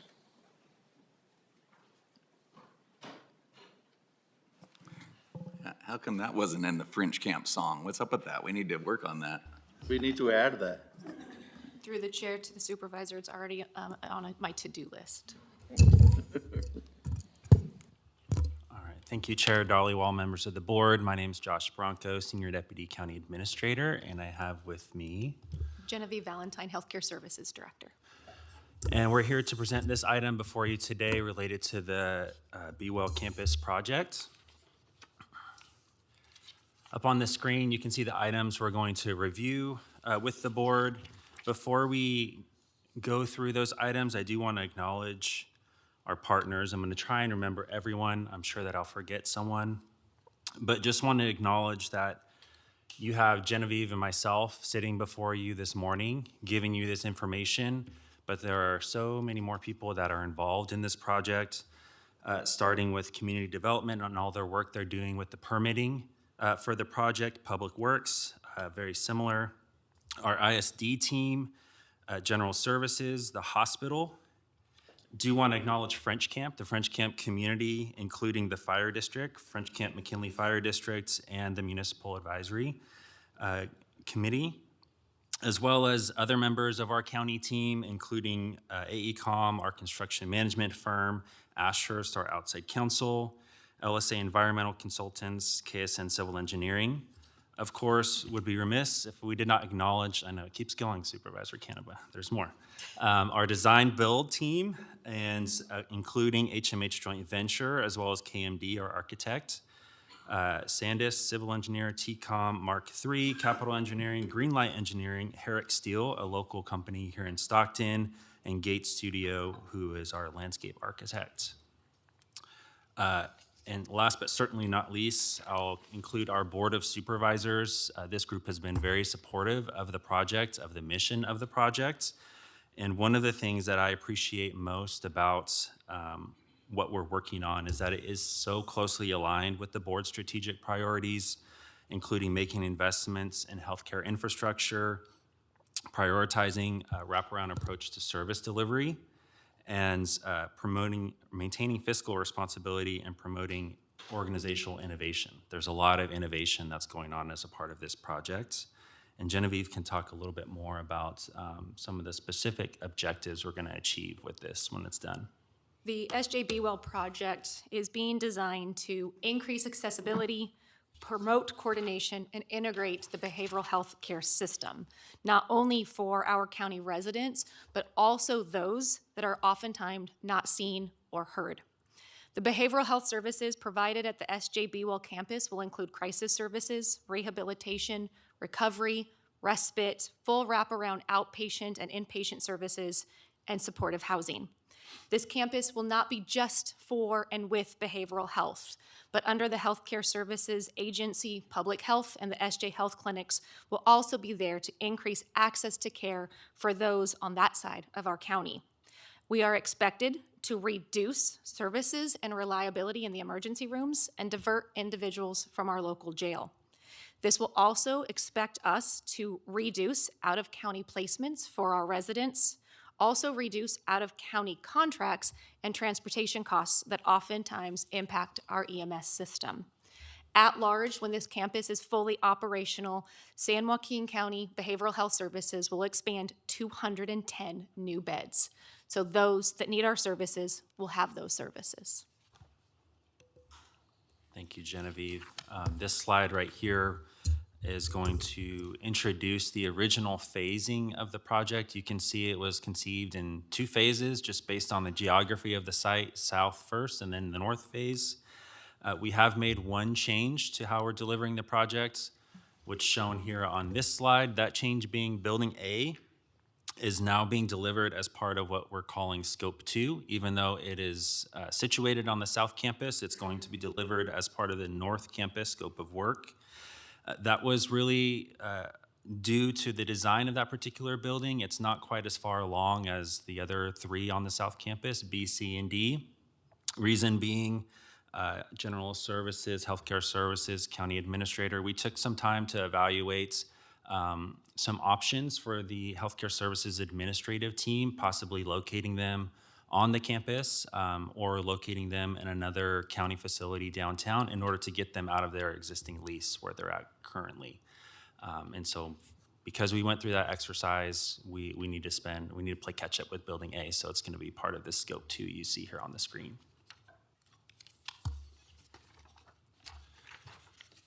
The project schedule overall is going very well. It's very much aligned with the original schedule that we presented to this board at the start of the project. You can see first and foremost, Building B, our temporary occupancy is expected in the beginning of April. That is important because we do have a grant funding deadline for that particular building. We need to have a head in bed by June 30th in order to meet the BCHIP Round 5 grant requirement, which is providing $11.6 million for that particular building. Going on, we have Building C, temporary occupancy scheduled for the end of 2027. One of the things we've been working on with HMH is reviewing the schedule to see if there's any opportunity to deliver this particular building faster. And it does look like we will be able to save some time and bring that building online a little sooner. So certainly appreciate those efforts, and we're looking forward to doing that. because that is one of the buildings that's going to be a revenue driver for the campus overall. So that's the reason for the urgency behind that one. Building D, we're expecting to receive temporary occupancy beginning of 2028, which is very close to what we planned at the start of the project. Schedule-wise, these next 2 months, there's going to be a lot going on at the campus. By the end of October, it's going to look much, much different than it does right now. So a few things I'd like to highlight. For Building B, which is the first one in construction, the exterior skin is being installed, and it's very close to being done, if not done already. Next month, they'll be starting the interior framing of that building. Building C, in August, we'll have structural steel going up. So at that point, we'll have 2 buildings in construction on the campus. And then Building D, also in August, we'll be pouring the slab for the foundation for that particular building, with structural steel to follow in October. So by the end of October, we're gonna have 3 buildings in full-blown construction. When you drive by on the freeway, you'll see 3 buildings instead of 1. So very, very exciting, a lot of great milestones in these next few months. In addition to that, I want to make sure that people did not miss what Josh said. We started this slide. In a short 11 months, Building B will be open so that we could provide crisis-based services for this county. That is miraculous in terms of county construction and county work. Also considering our groundbreaking was September, I September. believe, right? So Yes. definitely moving along at a quick pace. So jumping into one of the main recommendations we have before us here today, this slide is showing the guaranteed maximum price for Scope 1. So this is buildings B, C, D, as well as the associated site work. You can see here the price we have negotiated with HMH is $239.8 million. This also includes things that were previously approved by this board, such as the pre-construction agreements for $22 million and the early works packages that total about $132 million. This GMP, we went through a very detailed review of the cost estimate line by line. It is based on actual subcontractor bids. And the only scope of work that has not been bid out to this point is the signage. And so we have really good numbers to work with for the remainder of the project. One thing I do want to point out is, just to make sure we're speaking the same language, this price does not include Building A. The next slide, we'll talk a little bit more about the price for Building A. So with the recommendations here today, the total project budget for the South Campus will be this $334 million. It does include approximately $30 million of funding toward the design and construction of Building A. It also includes $64 million in soft costs for the entire project. You can see that the net from our original $261.8 million is about $72 million. $67 million of that are design and construction costs, and then there's a small increase in the soft cost budget. The soft cost increase is largely due to what we're calling allowances. So these are scopes of work that we might need to do, but we feel like there's a good chance we won't need to authorize HMH to complete them. So one example would be the original design included a water feature.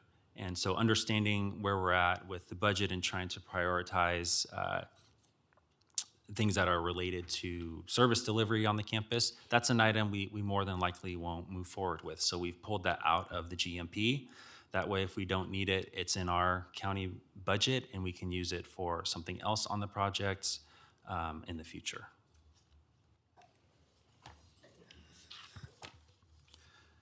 So this slide is summarizing the sources of revenue that are going to support the project budgets. You can see here there's about, there's $72 million in funding. $3.3 million was included in the 26-27 budget that was approved back in June. And then there's about $69 million in additional funding sources. One item I will call out is the capital reserve. You can see we're expecting to use up to $20.8 million from that reserve fund. That's going to be our funding of last resort. We want to protect that to the extent that we can because those are unallocated capital funds. So they could be used for any project that the board approves. I will also point out that in the 26-27 budgets, we are expecting to transfer as much as $15 million from the public improvement budget into that fund. And so we are expecting to backfill a large amount of that number. One other item to note is the opioid settlement funds are making up a large portion of the revenue sources for this project. And it sounds like we might have some additional opioid settlement funds in the future that could support potentially this project or others. Did you want to expand on that a little bit? That is correct. So we regularly get emails of other settlements connected to the opiate lawsuits. We recently received emails that there was another lawsuit that settled, and so the opiate settlement funds will be able to absorb these new settlements so that $3.2 million will increase once those funds are received. This board in 2024 approved a opiate settlement plan that stated that 75% of the opiate settlement funds will actually support the Be Well campus and any and all expansion and operations. So our hope is as these funds increase, we will be able to continue that streamline of funding as it comes in. In addition to that, I do want to assure this board that the Healthcare Services Agency under Sabrina Parker with our administrative department is still looking for additional grant dollars and funds in order to offset any and all costs, specifically the capital reserve. I do want to thank our CDD director. She met with us yesterday to get rather creative on a grant that we are looking at regarding unincorporated counties and how this property is part of our unincorporated part of the county and how to draw in additional grant funds. So we're going to try to squeeze every dollar out of the onion humanly possible. Yeah, so just to kind of put numbers to what Genevieve is talking about with the effort from their team and getting grant funding for this project for scope 1, the grant funds are equal to about $168 million. And so certainly this is a large commitment from the county's perspective as far as the money that we're seeing on this screen, but the largest source of funding are those grant funds that Genevieve and her team have gone out and solicited and received. Moving on to scope 2. So again, this is going to be the North Campus and then also Building A. One of the other recommendations before the board today is to approve a pre-construction phase contract price with HMH of approximately $7.1 million. This will support the programming, design, permitting, estimating, and development of the future GMP for Scope 2. We're also recommending a relatively small amount of money of about $700,000 for county contingency and any county costs that might come up during the pre-construction phase for this scope of work for Scope 2. We are working with HMH as well as AECOM, our construction management firm, on some preliminary estimates for this scope of work. You can see on this slide, we have a range that we've identified of approximately $130 to $170 million. A lot of that range is due to the fact that we still do not have a design. As the design progresses, we'll have more information and you'll see that range is going to shrink. I'm expecting it will also decrease, the bottom line. And these estimates also take into account different types of construction. So like the high range is going to include construction with structural steel and fireproofing and things of that nature. If we decide that we're able to do perhaps wood construction or just modular construction, things that are a little bit more cost effective potentially but still going to meet the needs of the department, you would see a GMP that's closer to the bottom of that range there. So we're working with our team to understand where we can value engineer and save costs. to make sure that we're delivering a project that is reasonable and makes fiscal sense for the board to approve.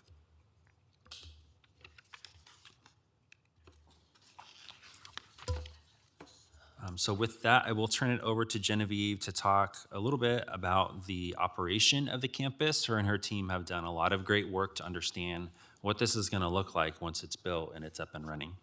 Thank you, Josh. In 2024, in partnership with the Health Plan of San Joaquin, Behavioral Health and Healthcare Services put together a feasibility study. So not only was it feasible to build this project, would we be able to operate and sustain the project?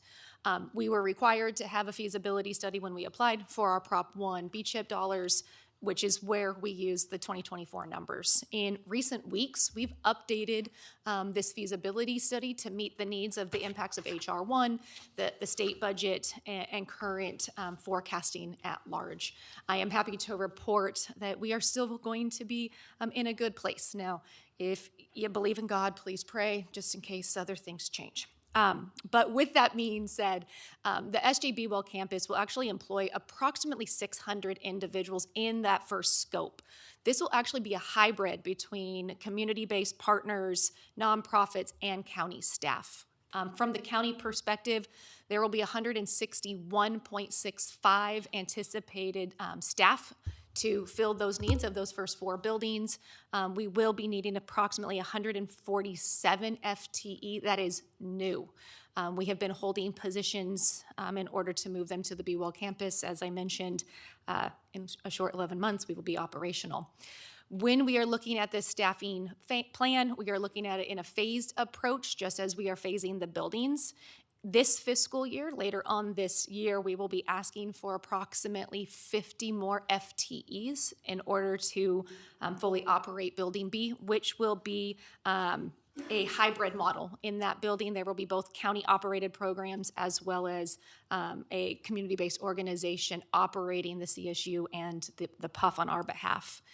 Building C, which is not on here, will be fully operated by a contractor, as counties do not operate MHRCs, mental health rehab centers, just by the nature of the lock placements. Think of it as our own small Napa State Hospital. Building D, which we will be asking for approximately 19 FTEs in fiscal year 27-28. This will be a hybrid model as well in that building. That it will be substance abuse residential and substance abuse outpatient. The county will operate the outpatient programming, and we will release an RFP for the residential part of that building. Building A, which as Josh mentioned, we are still in the design process, but we will be asking in fiscal year 28-29 for that building approximately 79 new FTEs. What's incredibly important about that number, a large part of that number is specifically to those that are going to maintain that campus. So housekeepers, those that are going to be able to maintain from a craft worker perspective. Not all 78 FTEs will be those that are clinically providing services. With that being said, the operating budget for the 4 buildings or the first phase as of today is $48.4 million with an estimate revenue of $51.6 million with a net margin of $3.2 million. The next slide does show where our team is trying to get creative on other revenue opportunities, not just simply Medi-Cal reimbursements and the allocations that we get with BHSA or realignment. We have already started conversations with contracting with other counties on them being able to reserve treatment beds. We will obviously have first right of refusal, but our partners to the north and the south are already anxiously wanting to have conversations. In fact, we will have a meeting with Stanislaus later this month. In addition to that, there is possibility for federal grant support based off of the fact that we have our SJ Health Centers, our FQHC lookalike on this campus with potential HRSA funding similar to the Lodi Access Center funding that was awarded to our clinics. This will allow for additional infrastructure, integrated healthcare access, and qualifying capital expenditures. Last on this slide is Medi-Cal administrative activities. Historically, our behavioral health department and other departments within the Healthcare Services Agency did not have a good mechanism to track our administrative activities. With the county being good in their foresight, Workday will allow us to have project coding so that we will be able to have the ability to track administrative activities, which will allow us to bill the state for eligible administrative activities, care coordination, and so forth that would benefit our Medi-Cal recipients. Just on the behavioral health side, when we launch this program, we should be able to bring in over an additional $1 million annually just to offset our administrative activities. We're very close to the end. I do want to circle back to this particular slide talking about Scope 2 before we wrap up the presentation. So in the board letter, we did call out that we are currently identifying funding for this scope of work. So just want to make sure that was brought up during this board meeting today. We have several options to support the design and construction costs. Those include any savings that we might have from Scope 1, some of those allowances I mentioned at the start of the presentation, any value engineering that we do to reduce the cost of the design and construction, pending grants that Genevieve did already mention, of course, interest revenue. We have a significant fund balance, which is helpful with that, community or county facility fees, and opioid settlement funds. So those are some of the options we're looking at to make sure we're able to complete all of the work that we have set out to do for this board and this community. Please keep in mind that we do have $30 million already set aside for part of Building A. That was part of the BCHIP Round 1 dollars, and we do have an award of $38.2 million in Round 2 for that construction. So we do have over $68 million towards this based off of BCHIP Round 1 and Round 2 funds. Okay.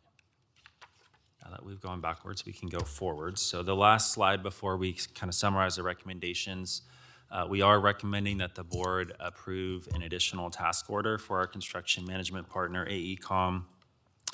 This will take them through the construction of Scope 1 and also the pre-construction phase of Scope 2. They have been a huge part of our success. They've been a huge reason why we have been able to perform the type of cost estimating and cost reviewing that a project of this size and scope really needs in order to be successful. They've supported both the county and HMH, with reviewing the project schedule and seeing if there are opportunities to deliver things quicker, and just making sure that what we're here presenting to the board has the entire scope of work that's necessary for the project and setting us up for success. The last thing I will mention, it sounds like a small thing, but helping us to review payments and processing those timely. The pay applications for this project can be several hundred pages, and for our team, we do not have enough staff to review those, so they are supporting our efforts as like a first pass. So they are not duplicative. They have a very separate scope of work and responsibility from HMH. They're part of our county team. And I do think that we require their services in order to be successful on this project. In addition to reviewing the invoices, they are making sure that the invoices and all backup documentation allows us to be audit defensible, because at some point the state will come to the county to make sure that we had our fiduciary responsibility to those BCHIP dollars, and we use them the way that we said that we are. So to summarize the recommendations, we're recommending the board approve the supplemental progressive design build contract with HMH, also approve the guaranteed maximum price of $239,759,760 for Scope 1 of the SJ Well campus, approve an appropriations increase in the project budget from $261.8 million to $334 million, approve the pre-construction phase contract price of $7.1 million for Scope 2, approve a $7.8 million project budget for pre-construction phase of the North Campus, approve the task order with AECom we just mentioned, as well as increase appropriations in the 2026-2027 SJB well construction budget by approximately $72 million, funded by the offsetting revenue we had shown on that earlier slide. And then lastly, to authorize the use of approximately $38 million in county facility fees for this project. So with that, we are ready and available for any questions the board might have. Questions? Anybody? On my left? I just have a comment. Please.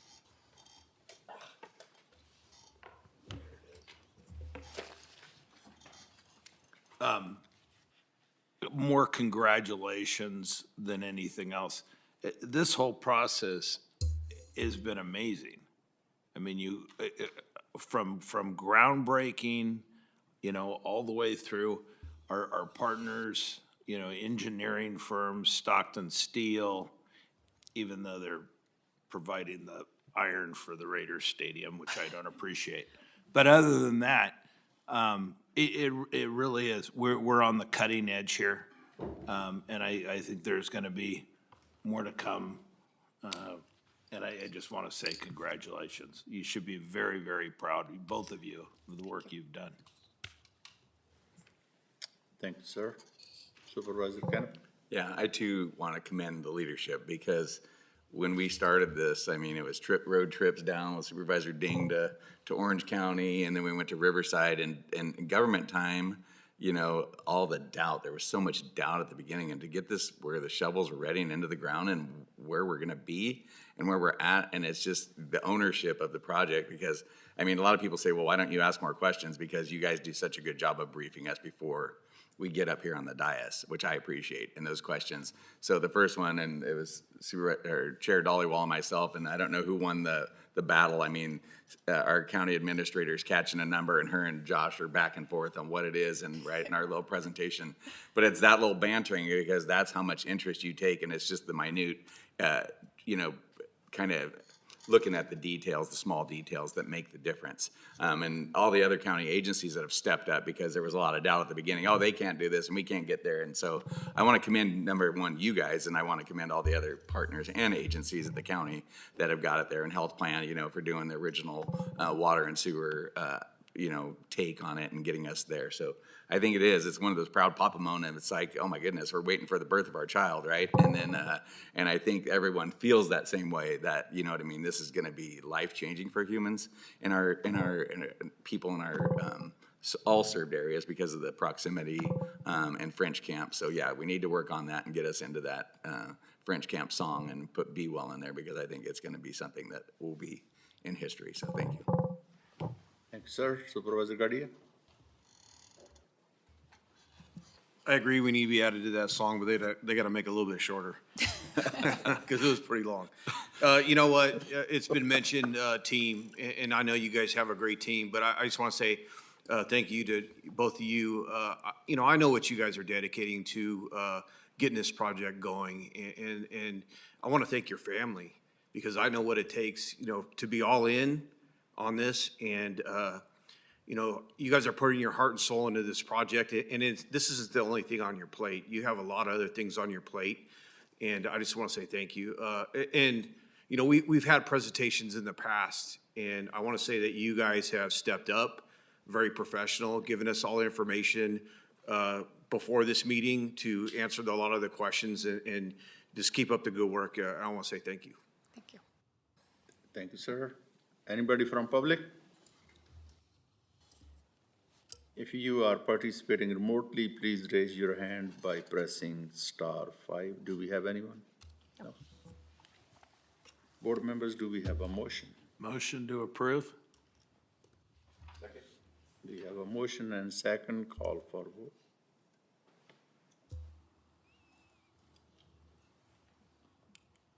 Motion passes 5-0. Thank you so much. So much.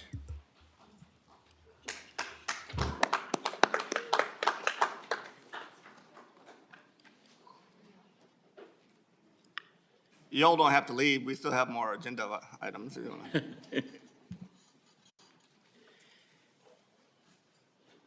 Registrar of Voters. Provide direction to the Registrar of Voters regarding surveillance cameras at vote-by-mail ballot drop box locations.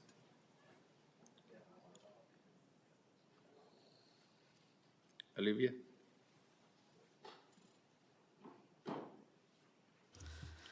Good morning, Chairman Dollywall and members of the board, Madam CAO. Olivia Hale, San Joaquin County Registrar of Voters. We are here today requesting board direction regarding the continued use of surveillance cameras at the county's official vote-by-mail ballot drop box locations. This presentation is intended to provide the board with objective operational and fiscal information so you can determine whether this discretionary program should continue for future elections. Today's presentation has three objectives. First, to review the county's current surveillance camera program. Second, to present both the operational and fiscal considerations associated with the program. And finally, to request policy direction from the board regarding whether the program should continue moving forward. The Registrar of Voters office is not advocating for a particular outcome. Our office is prepared to administer elections securely, fairly, transparently, and in accordance with the law in light of today's decision.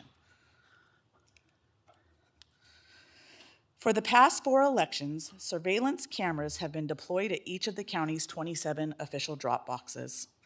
The cameras operate throughout the legally authorized drop box period, providing continuous recording, and are live streamed on the Registrar of Voters website. The Sheriff's Office is also provided with access to the monitoring platform, allowing them to view live feeds or review recorded footage when necessary. Video is retained consistent with election record retention requirements. The cameras provide several operational capabilities. They allow our office and the Sheriff's Office to monitor ballot drop box locations in real time and review recorded footage if an incident occurs. If vandalism, theft, or another criminal act were reported, recorded video may assist law enforcement during an investigation. The public live stream also provides an additional level of transparency by allowing members of the public to observe ballot drop box activity remotely throughout the voting period. The estimated cost of the surveillance camera program is approximately $241,000 per election. That cost includes installation and removal of cameras at all 27 locations, equipment rental, cellular connectivity, continuous live streaming and recording, technical support, video hosting, and long-term retention of the recordings. While a portion of these costs may ultimately be recovered through the county's election billing process, the recoverable amount cannot be determined until after the election when final election costs are calculated. Earlier this year, the Election Advisory Committee reviewed the surveillance camera program as part of a broader discussion regarding election security. The committee reviewed the operation and cost of the program and also received information regarding the many other security measures already in place within the Registrar of Voters office. Following that discussion, the committee expressed concerns regarding the cost of the program as it relates to other election security priorities.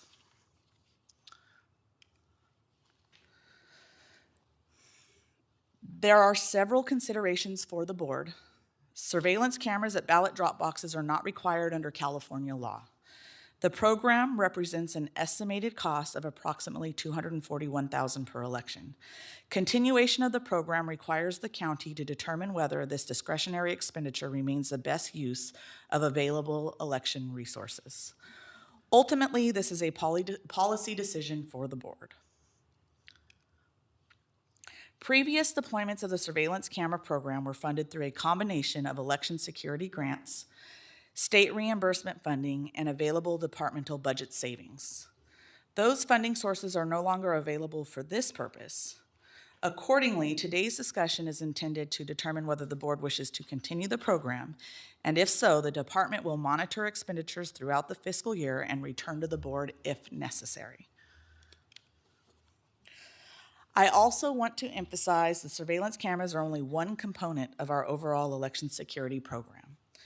As you determine today's decision, I want to note that our office will continue utilizing numerous security measures, including ballot tracking, documented chain of custody procedures, Dropbox 123 tracking technology, secure ballot transportation, warehouse and facility surveillance, fire suppression systems, inspection procedures, and tamper evidence sales.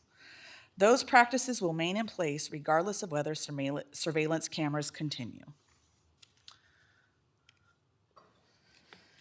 Before I conclude, I'd like to briefly mention a technology that recently has become available. This is not a recommendation today, nor are we asking the board to make a decision on this. We simply want to make you aware that as an election technology continues to evolve, there may be additional options available in the future.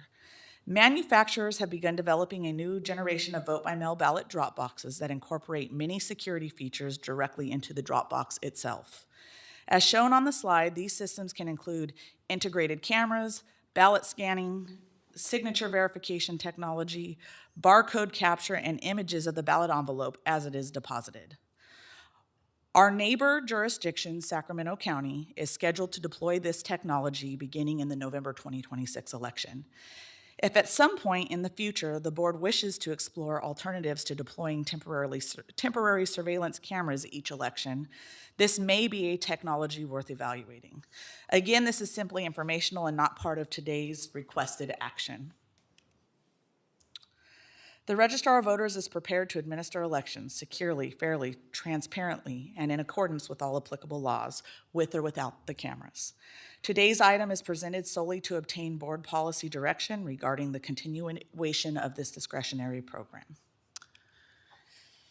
The board has two options before it today: keep the cameras or discontinue the cameras. The Registrar of Voters office will implement that direction. Either way, our office remains committed to conducting secure elections for the voters of San Joaquin County. Thank you for your time, and I'm here to answer any questions you may have. Thank you, Olivia. Vice Chair Ding? Thank you. I'm not sure if I can, I think we need to have a broader, I'd kind of like to get a sense of the board on not just the surveillance cameras, but, you know, again, we're talking about out-of-pocket costs that aren't being reimbursed by the state, and that goes back to the number of drop boxes too, and I think we've discussed this a little bit, that the state pays for 16? Through the chair, Supervisor Dean, the state does not reimburse us for anything for any drop boxes, but they But do. we're required. Required to have 16 at this point, yes. Okay, another unfunded mandate for Supervisor Rickman. Yes.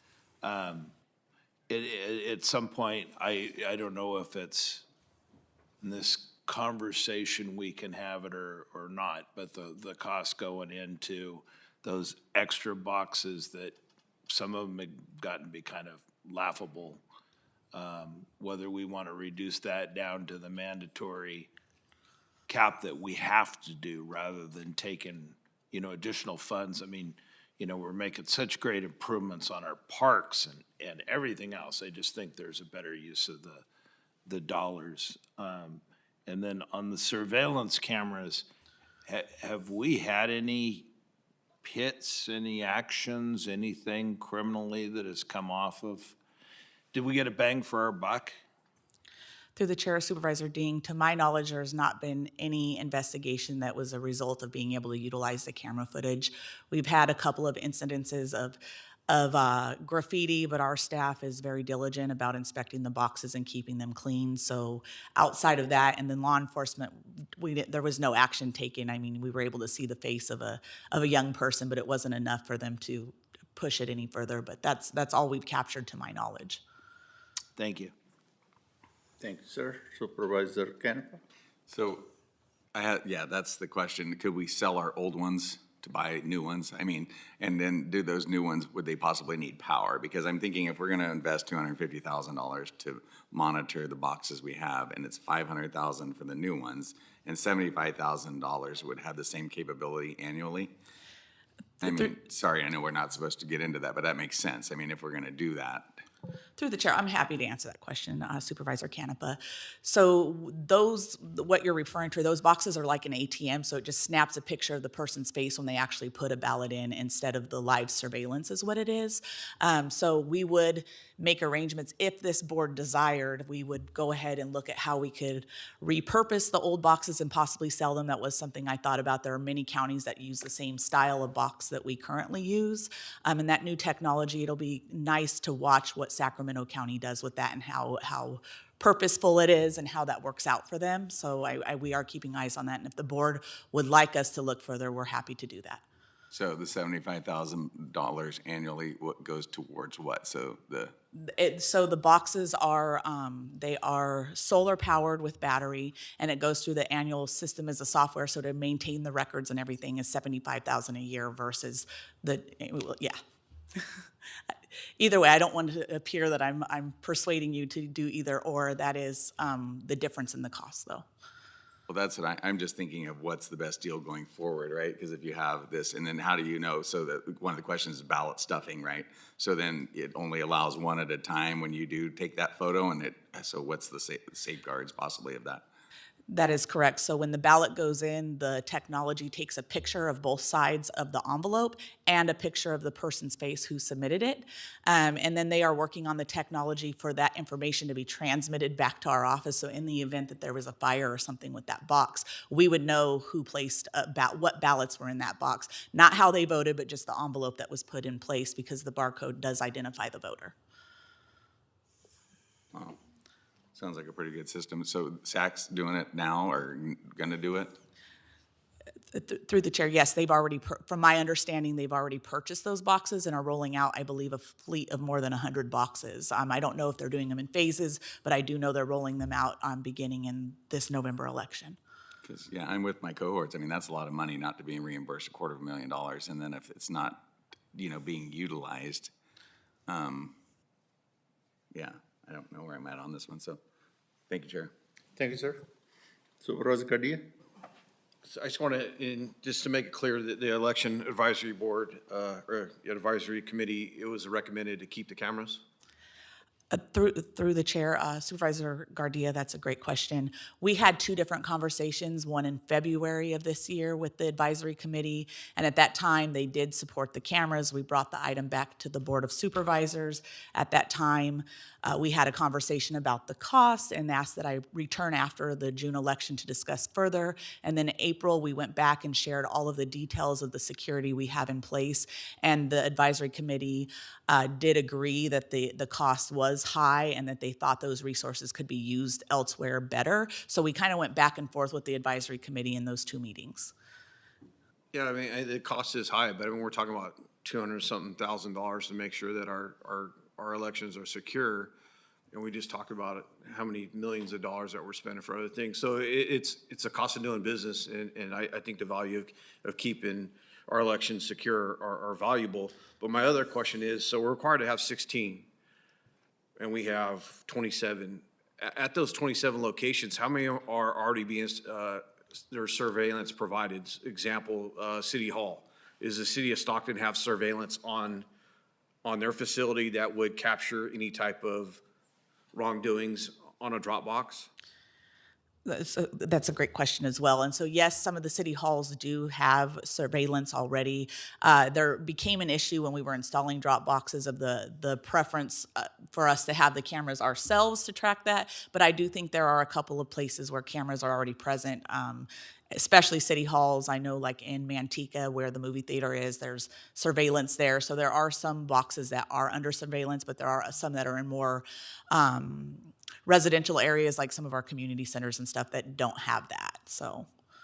I mean, my recommendation, if we're gonna discuss in the future, maybe going with the required 16 to know what those facilities already have surveillance cameras so that, it might make more sense to have a camera at a city hall versus out in the middle of Viaggio parking lot, as an example.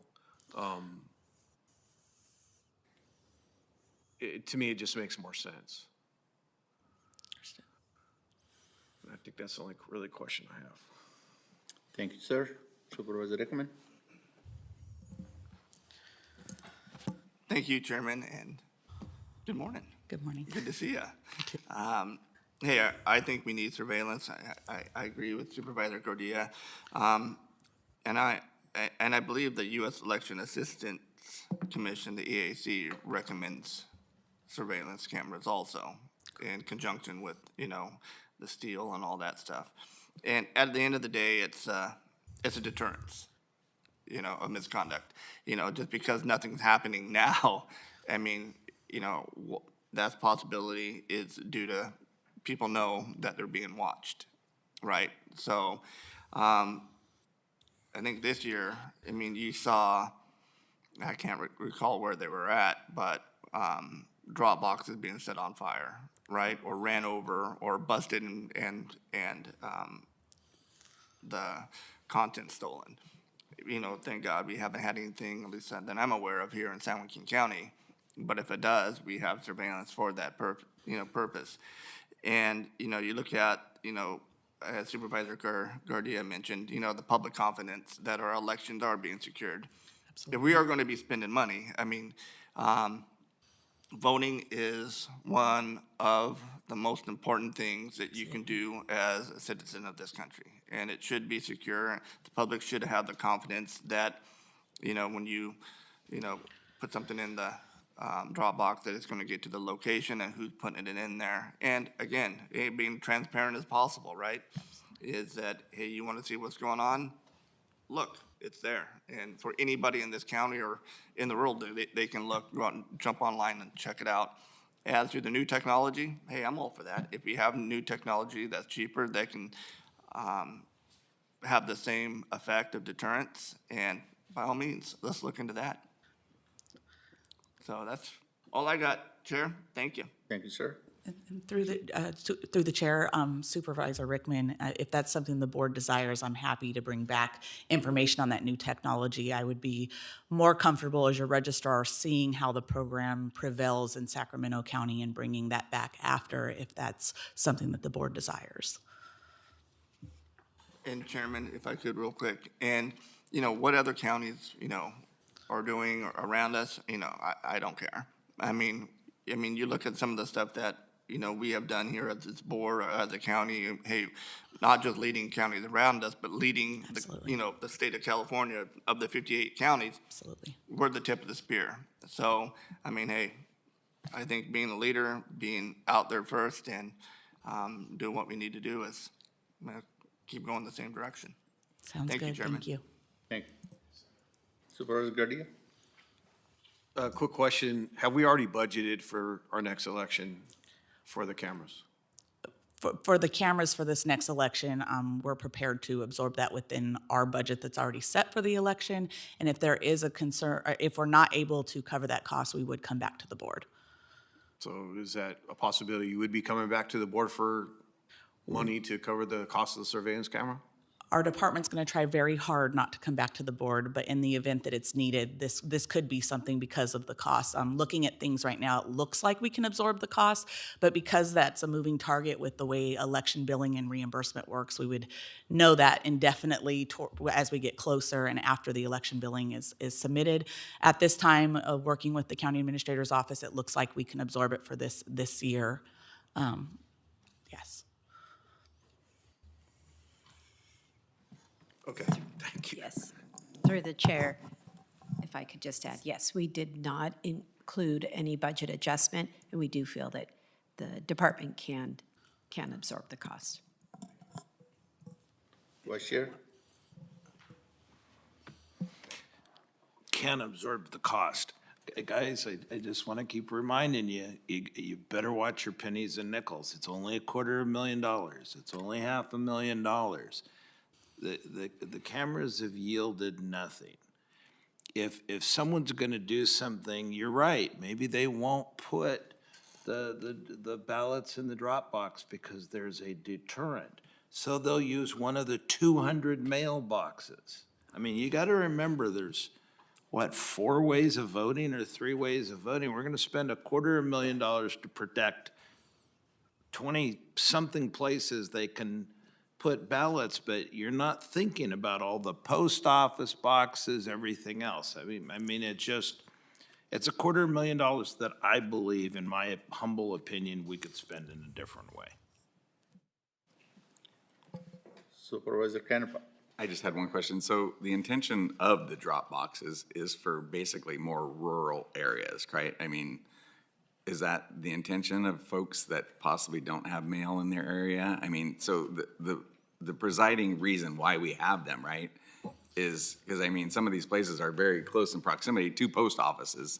You know, I mean, we have one right behind Lincoln Center, and if there's no cameras or anything on that, you could go and stuff that all day long if you wanted to. But then is it a federal crime? Is that what it is? Or as opposed to, is it a federal crime if you mess with a drop box? Through the chair, Supervisor Canepa, from my understanding, whether it's one of our official drop boxes or the U.S. postal box, it would be a federal crime to tamper with an election. So it's a federal election that would be impacted in both ways. Okay, so back to the rural one. So the original reason of the drop boxes is for folks to have access or just convenience? Well, and through the chair on that question as well, Supervisor Canepa, we are required to have drop boxes. And then if you go further into the elections code and into the California Code of Regulations, it requires the election official of the county to look at townships and rural jurisdictions and highways and how that could impact rural voters. And the idea is to ensure that rural voters are getting the same voting experience as those that may live in more suburban or urban areas. But the drop box program itself was something that was rolled out by the state coming out of COVID. Thank you, Chair. Supervisor Rickman. Thank you, Chair. Yeah, I think that's something that we need to look at. If it's right next to, the U.S. Post Service or something, do we really need one, right there? But as to the fiscal responsibility, we're one of the most fiscal responsibility counties in the state. I mean, look at our budget. And as for cameras, I mean, we only have control over what we have control. Right? If somebody's going to commit a crime someplace, someplace else, that's not in our jurisdiction, say at the U.S. Postal Service, again, we can't control that. We can only control what we have, accountability over, and that is these drop boxes. If we're going to put those drop boxes out there, then we should have the accountability. And how do you have that accountability? It's surveillance. And, is it a deterrence? Yes, and the argument of, well, somebody can go commit crime someplace else. So what do? Do you just pull out all your safety measures because there's a possibility it could happen someplace else? So again, that's, my thought is the surveillance, it's a deterrence, and just because something doesn't happen, doesn't mean we remove it. Could you imagine if we have it there now, we don't have an issue, and then we pull them off and something happens? We're going to have people up here, telling us, why did you take those off? You guys knew it was working, and now look, and we're going to be right in the same position and ask them to put it back in. Vice Chair. Sorry. I was just going to tell the honorable supervisor from Stockton, even though the Wells Fargo Pony Express stopped delivering mail out in Woodbridge in 1861, we still have mail and mailboxes, throughout the North County, that we ride our little donkeys up to when we're fetching water out of the river. Thank you, sir. Jody Graham.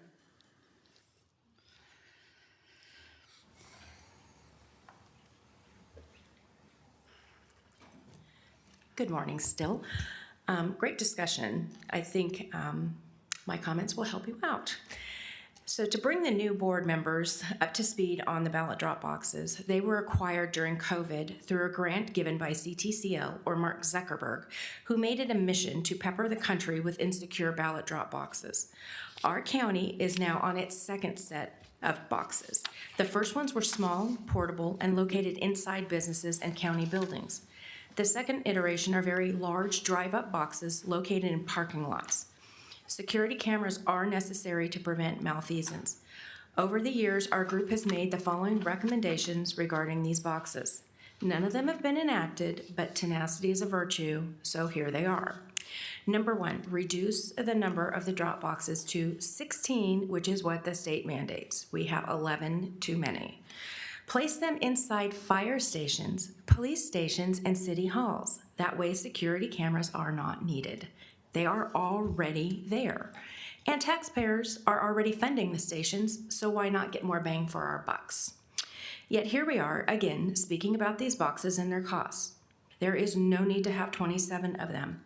Residents of San Joaquin County are proving that they actually trust the United States Postal Service more than these boxes. We did not have any ballot drop boxes before the 2020 election and the excuse of COVID. COVID is over. I understand that the state mandates this ridiculousness, but we can be smart, reduce the number, and put their mandates inside police and fire stations and city halls and get rid of the expensive security cameras. Do not let the RV tell you that placing the boxes inside the police and fire station will disenfranchise voters. Who would be disenfranchised by walking into a fire station to place your ballot in a secure box? If someone is afraid to go into the station, they have the option of placing their ballots inside any of the 56 United States Postal Service mailboxes or go to any one of the 25 USPS offices located in San Joaquin County. However, if you vote against saving the county money and the boxes stay as they are, the security cameras are absolutely needed in their current state to monitor the unsupervised boxes located in the middle of parking lots. I hope you make the right decision. Thank you. Molly Watkins?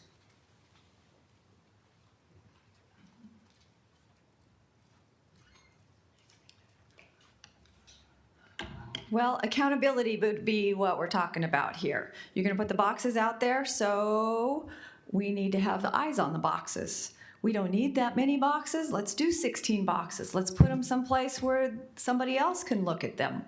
I will tell you that in the course of the 6 years that we've had these silly things, the sheriff has looked at a couple things that we've requested as citizens that were off. Unfortunately, one of them, the way that the cameras were set up, we got 1-minute intervals for 24 hours.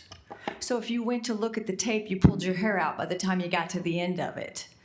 And we couldn't really come to a conclusion that we could do anything with it.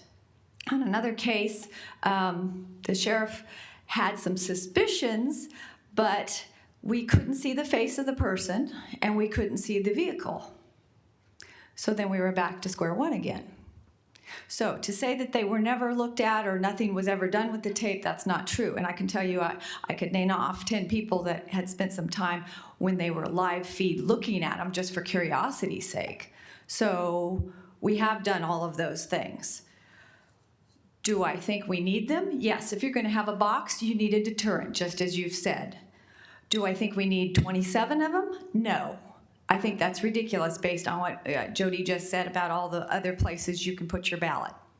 And I would still like you to take your money and consider telling people to show up in person and run that thing through the scanner, whether they fill it out on site at a polling place, at the funeral home, or whether they take it in there and run it through there. Then we're all done. We only had 27,000 people, 26,000 people vote in person.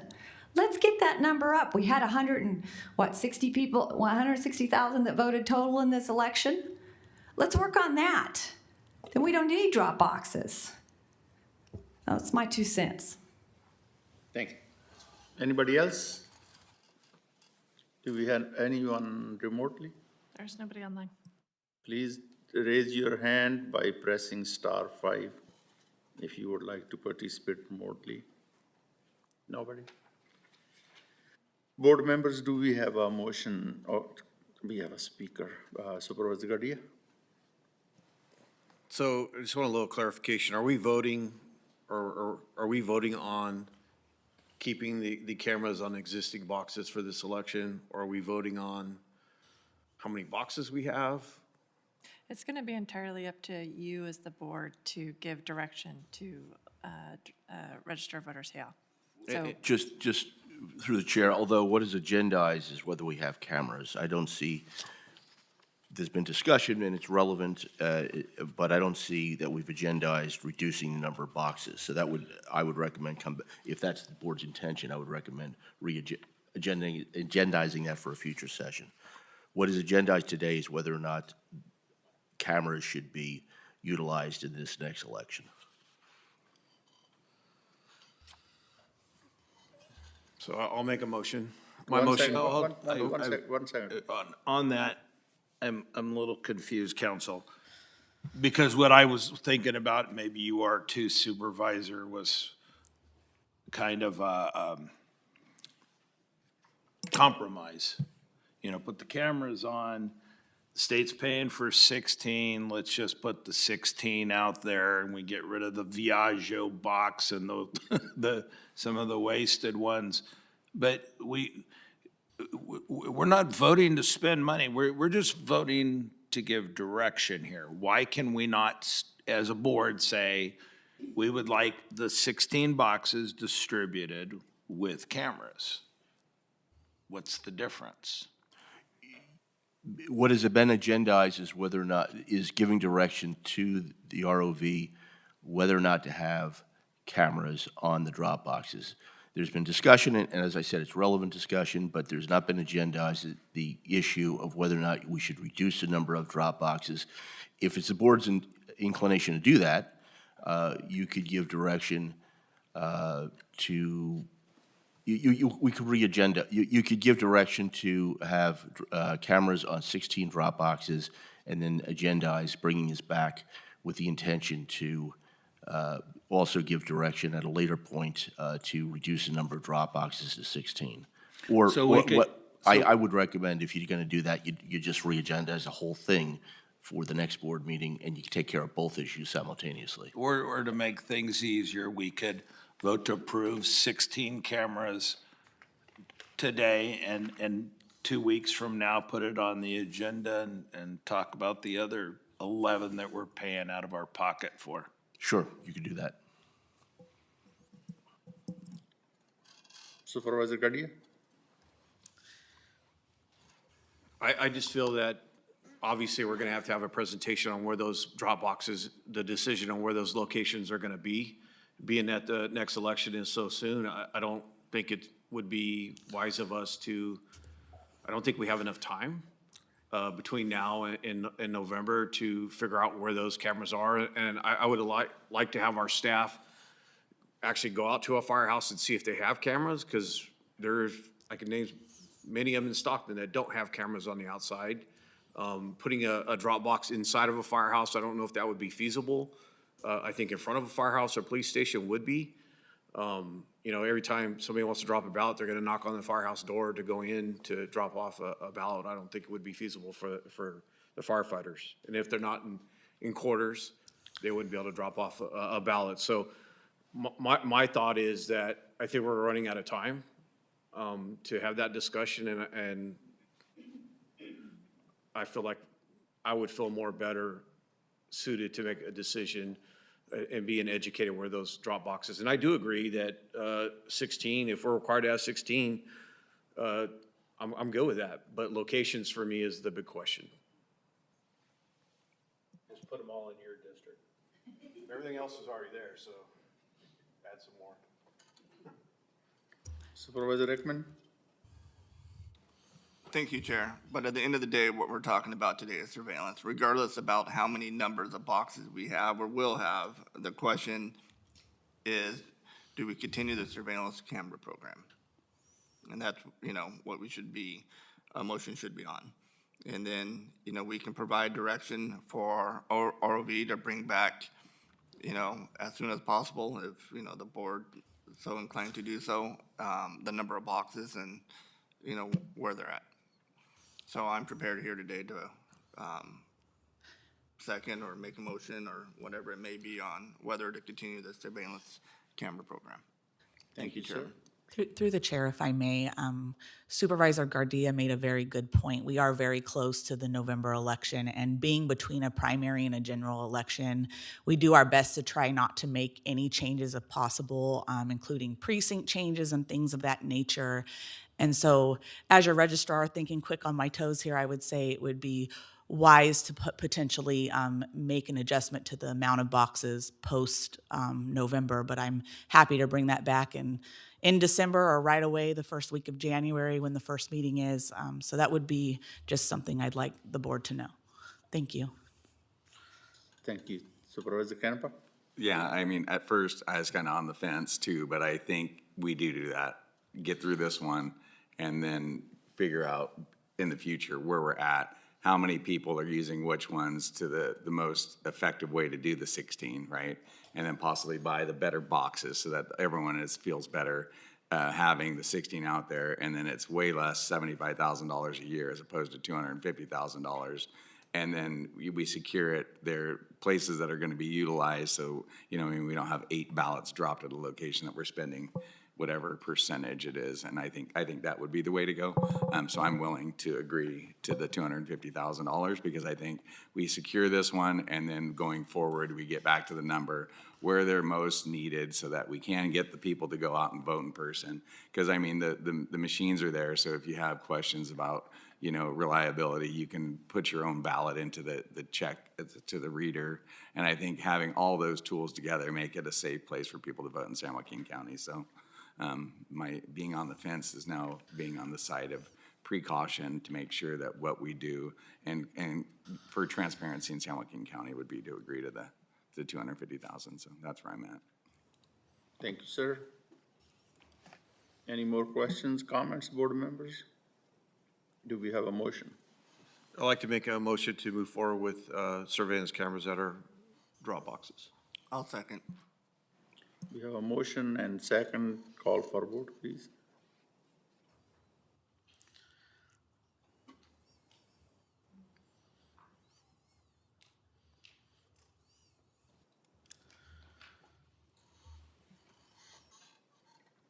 Motion passes 5-0. Thank you very much. Thank you, Olivia. Now we will recess to closed session. County Council, can you please read the items? Yes, we're going to close session to consider item number 1 is labor negotiations, giving direction to our labor negotiator.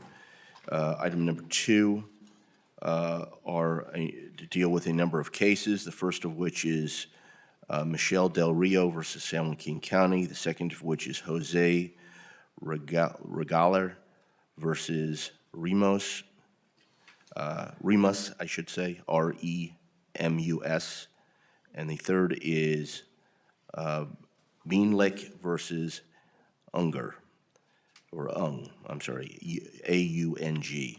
And then finally, there is a employee evaluation of the agricultural commissioner. Thank you, sir.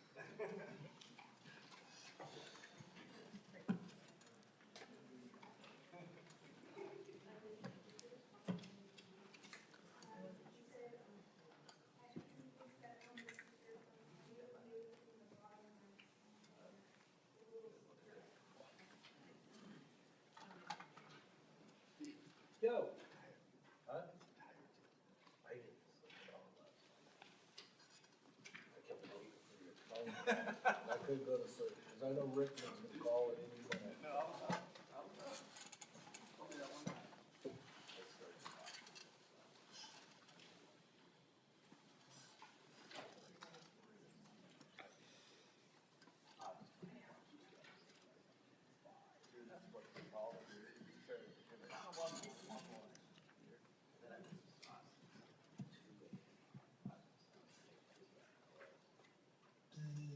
I'm like, oh.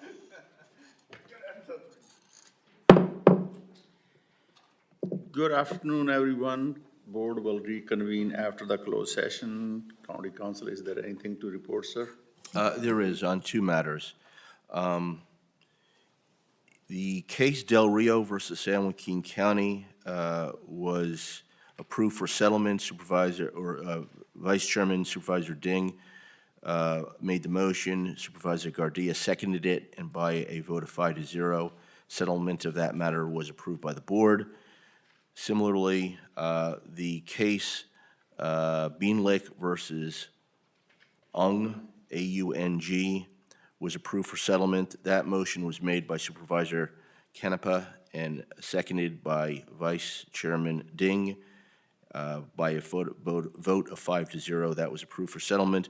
Both settlement matters will be available for inspection once all parties to the litigation have signed off on the settlement agreements. And that's all the reportable action. Thank you, sir. We have two public hearings.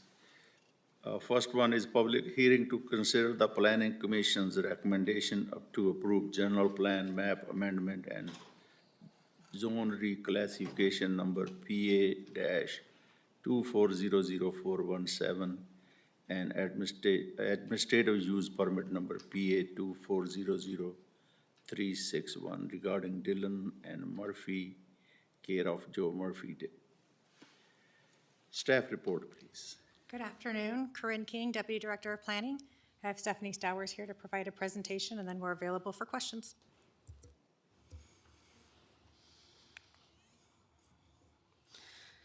Good afternoon.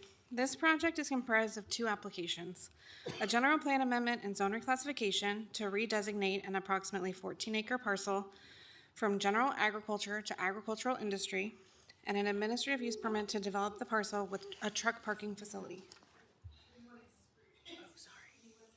We're going to switch out the PowerPoint real quick.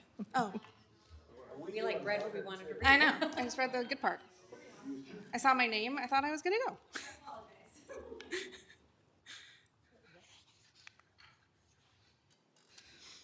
The project site is located on North Cherokee Lane, 620 feet south of East Calamirna Road. The parcel has a general plan designation and general plan designation of general agriculture, as well as open space resource conservation, and a zoning classification of general agriculture. The surrounding land uses are agricultural with scattered residences to the north and east. There's residential located west of State Route 99 and west of the project site, and agricultural industrial to the south. I'm sorry. Can I stop you? I'm really confused. Are we discussing, which one are we discussing? Because you just said the planning commission denied when you started, and my agenda says public planning commission recommendation to approve. Through the chair, maybe we'll just start over. We'll just start again with our general plan and rezone and administrative use permit. We'll start the presentation over from the beginning. Okay. And that way, yeah. Sorry for the confusion.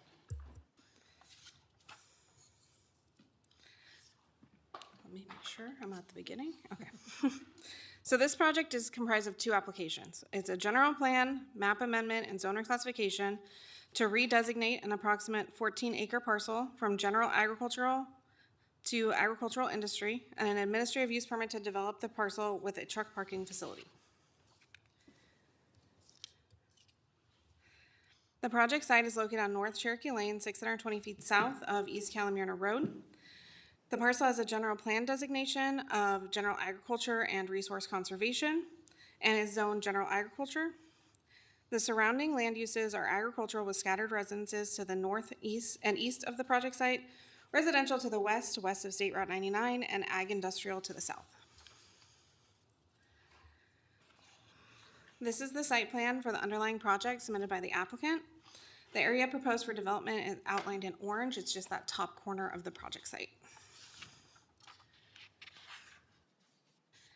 And this photo was taken from the west side of Cherokee Lane looking north towards the project site. So for some background, the 14-acre site is currently developed with a residence and accessory structures which are proposed to remain. The project includes a map amendment to change the general plan designation and zoning from general agriculture to ag industry, which will allow for the proposed underlying development and truck parking operation to be established. The Department of Public Works has reviewed the project for traffic safety concerns, ultimately based on the available site distance, low traffic volumes, recent and upcoming planned improvements in the area, and the operational analysis required as a condition of approval. Public Works has determined that the project is not expected to increase the potential for traffic safety issues. Public Works staff is available for specific questions regarding traffic safety. In order to approve the general plan amendment and zone reclassification and administrative use permit, several findings must be made in the affirmative. These findings are included in the board packet, and staff recommends that they can be made in the affirmative. So it is recommended that the board approve the project with the recommendations shown on this slide and included in the board packet. I apologize for the confusion. I'm easily confused.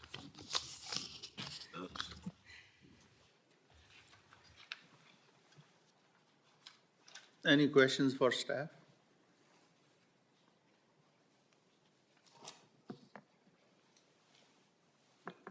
Anybody? Motion to approve? No, wait. You're going too fast. Wait, time's money. No questions? Just to clarify, Of course. Jeff, please. we were waiting for Supervisor Ding to be at this one, so we're waiting for your highness to give his 2 cents, so. Oh, Supervisor Canepa, please. You got the floor. Oh, that was what I was asking, that's what Okay. right, so. All right, I'm Since gonna. it was waiting on me, I decided to speed Speed it it up up, okay. because I felt bad. All right. I'm gonna open the public hearing. Anybody from public want to speak on this item?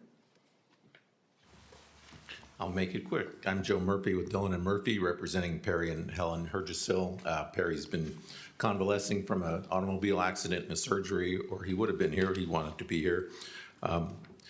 I, for one, am appreciative of community development and planning commission and the board's recent approvals of some of these AI rezones. I think it's doing a lot of good. It doesn't go unnoticed. I drive to work pretty early in the morning, and the days of seeing trucks scattered all over on the side of the road seems to be dwindling. So I think it's a good cause, and these projects are well needed.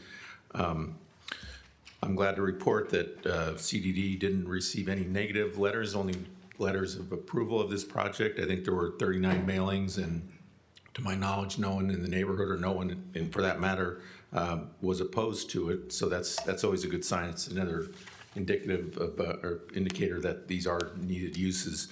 I know last meeting, Supervisor Rickman was a little bit concerned with circulation and safety and so forth, and I passed out 2 handouts, and I'll be brief.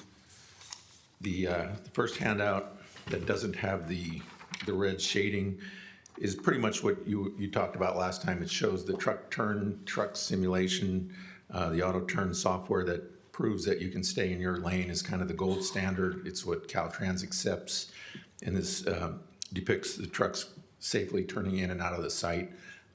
That particular road is a long straight road, so vision is good. And like I say, the computer simulators proves that it's a safe pattern. The second of the handouts highlights where our parcel is, and it's pretty reflective on traffic patterns. Cherokee Lane is pretty much just a connector from Collier to Jayhant. And what this is trying to depict, if you're north of our project and you're getting on the freeway, you're probably going to continue north to get on the freeway. If you're south of us, you're probably going to go south to get on the freeway. So very little traffic should cross our frontage to begin with. So the risk to T-bones and that type of collision is very, very minimal. So hopefully that responded a little bit to some of your concerns. We were proud to get a unanimous vote from Planning Commission or recommendation from Planning Commission. Hope to have the same support here today. And if you have any questions, I'd be glad to try to answer them. Any questions? I do have one more comment. Comment, yes. Sure. You should have just not stood up and then we Yeah. just go 5-0 and I we thought wouldn't about go that, through but- this. So, and I don't need a response, Jennifer, but the amount of phone calls I've gotten over the last 3 or 4 weeks about converting, Ag 40 for truck parking. Everybody's trying to find alternative uses. We've talked about expediting, the rewrite of a new general plan, all the more reason. So just wanted to plant that bug because I've got about 10 of them I get to talk to you about. And it seems to be that's just the fallback position right now. So anyway, Thanks, thank sir. you. Thank you. Anybody else from public? And Chair, there's nobody online. No remote? No. Okay, public hearing is closed. Any further comments, discussion, questions? Do we have a motion? Motion to approve? Second? Call for vote, please. I did.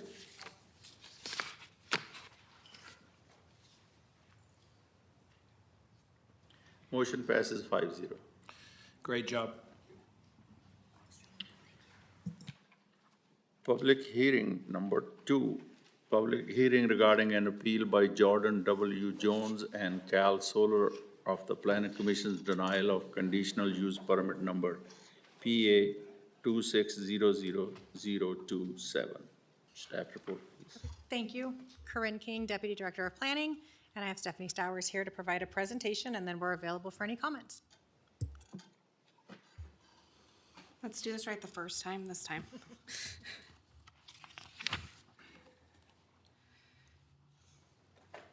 Good afternoon again.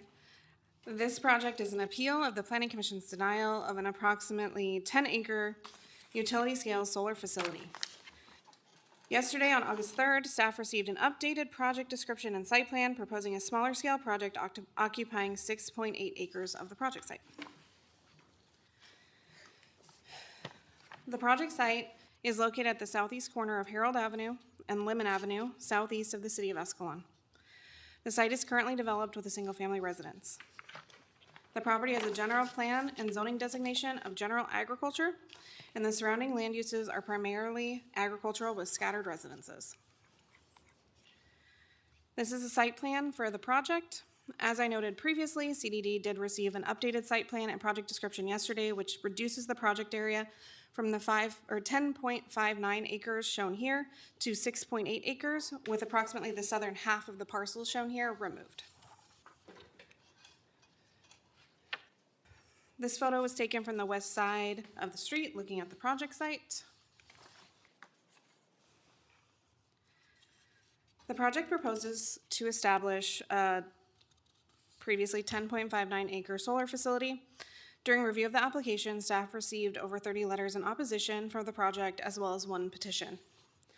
The Planning Commission heard this item at the May 21st, 2026 meeting, and after considering all testimony, the Commission voted 4-0 to deny the application based on the inability to make 2 findings. Finding 3 relating to site suitability and finding 4 relating to the compatibility with surrounding properties. The applicant then appealed the denial on June 1st. To provide a summary of the comments from the appellant, they stated that the Planning Commission's determination was not supported by evidence and effectively reverse engineered findings to support a denial even though the site was suitable for development. The Planning Commission is the approving body for all conditional use permits, and the Commission must make necessary findings in the affirmative. Findings 3 and 4, which the Commission could not make, allow for discretion. The Planning Commission reviewed all of the information provided by staff, the applicant, and the public, and ultimately utilized this discretion to determine that the project site was not suitable for the project and it was not compatible with the surrounding neighborhood. As a result, the application was justly denied. The appellant also stated that the Planning Commission improperly considered public opposition, aesthetics, and property values in denying the project. They also state that the denial will cause economic harm to the applicant. The project opposition raised concerns relating to property values, aesthetics. However, the Planning Commission determination was based on the ability to make the necessary findings. The Commission's comments and discussion during the hearing reflected consideration of the project's compatibility with the rural character and agricultural operations surrounding the project site.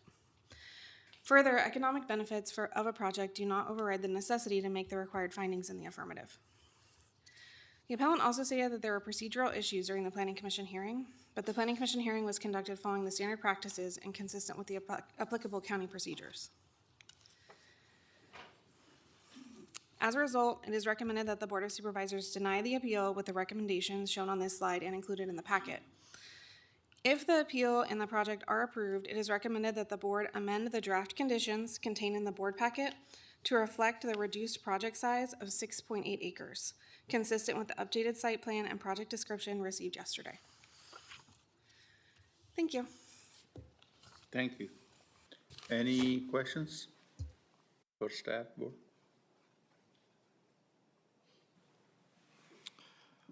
Through the chair, I have just one thing I wanted to call to the board's attention, which is under our code, the board has the option of sending this back down to the planning commission in light of the fact that the project has been modified by the applicant.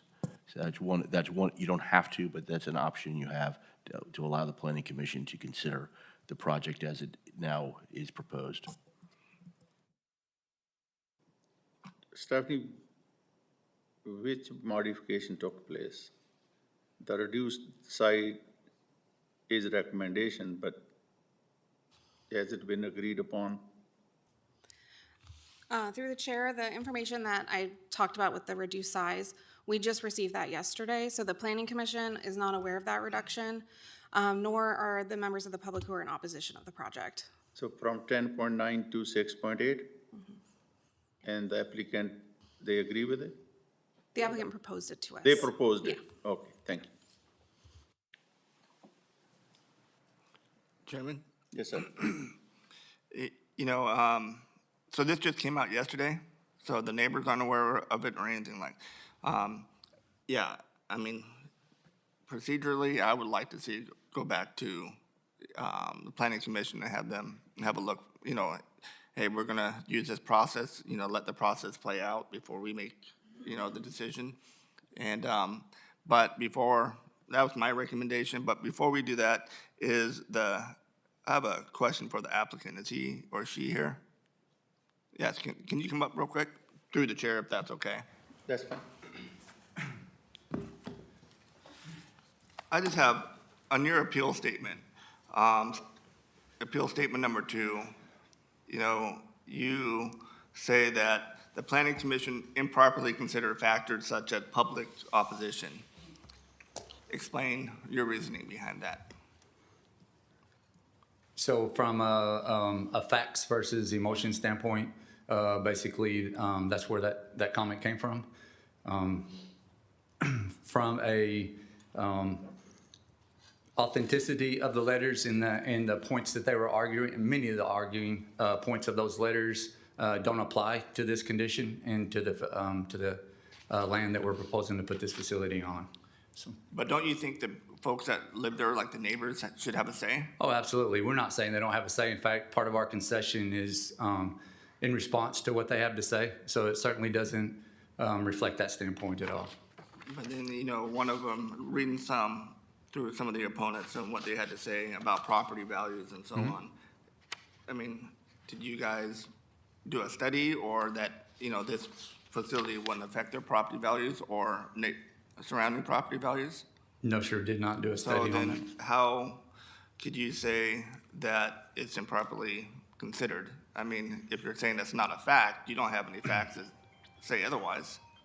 I think we speak to that in our information. Yeah, I have it, you know, here.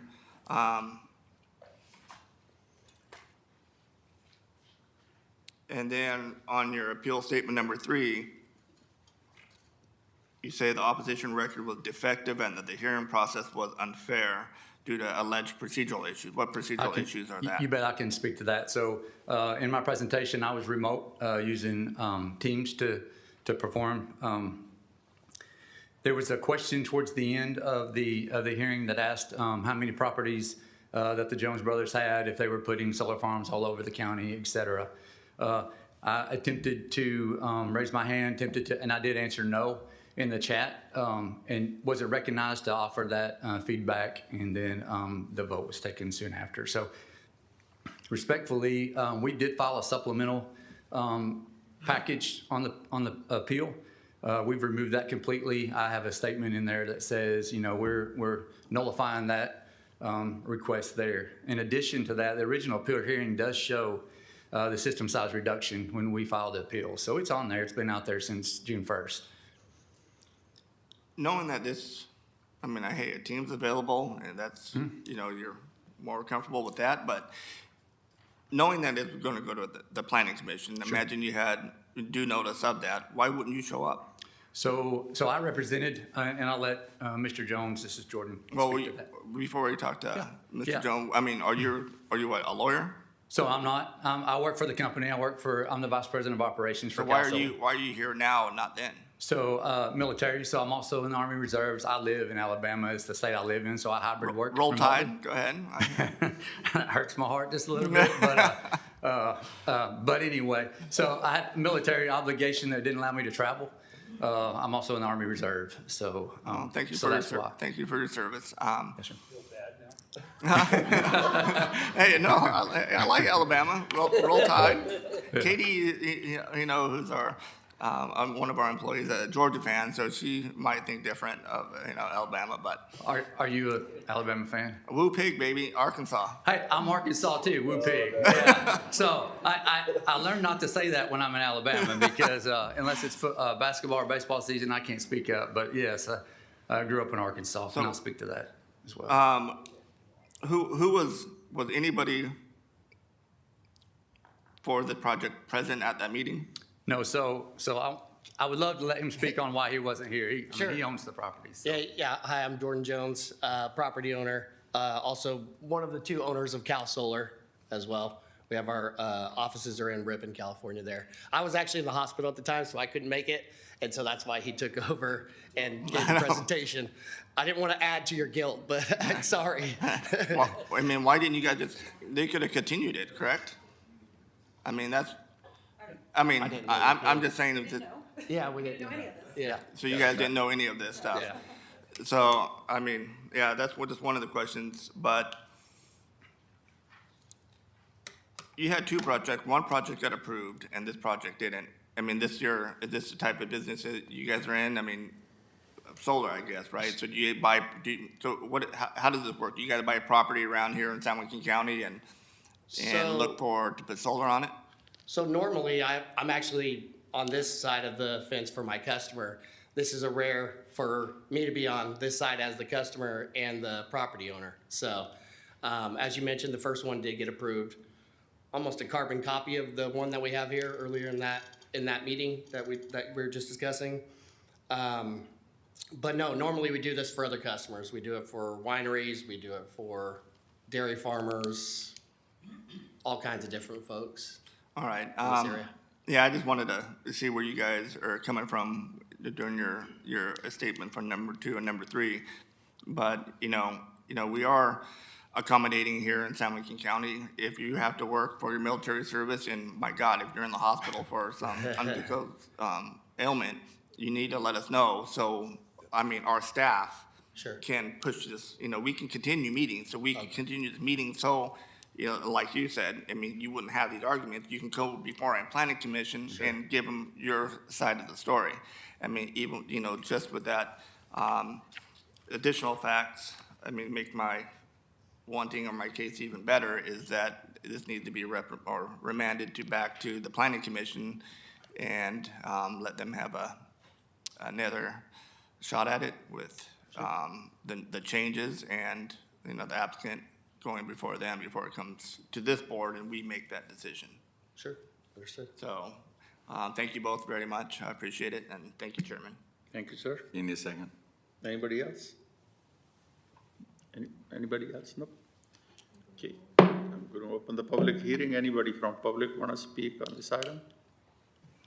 So can we speak to why we want it to be heard today or a decision to be made? Is that acceptable here? Sure. Okay, excellent. So we would love to present the reason why, and maybe it may not need to go back to the Planning Commission for another hearing.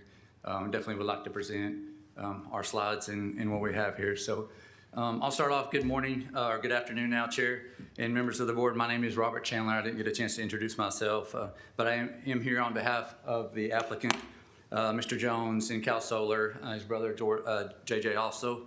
And just want to talk quickly about my background so you understand kind of my perspective and why, sometimes I'm remote and work hybrid. But I'm a retired fire captain and paramedic. Spent much of my career relating to infrastructure and resilience of the grid. A transition out of my fire service into a nuclear power plant. And so got a lot of chance in operations, fire protection, et cetera, to understand impacts to the grid from that perspective.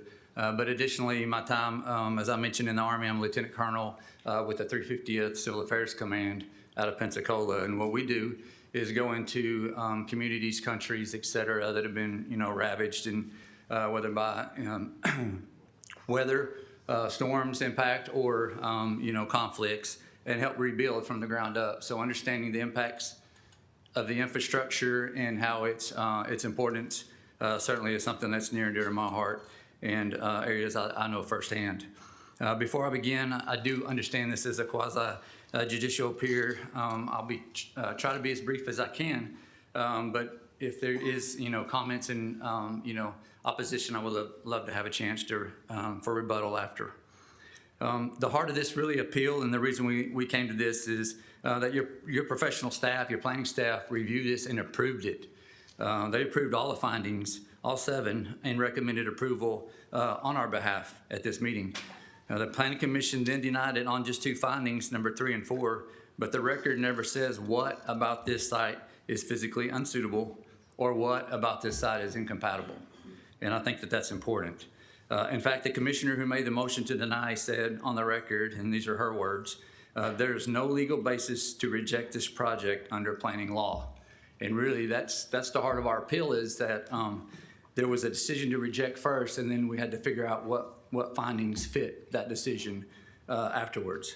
I think we have information that will give you a very clear and well-supported basis to make the 2 findings and see that there could have been a misstep in how they were gathered, and ask you to approve the permit.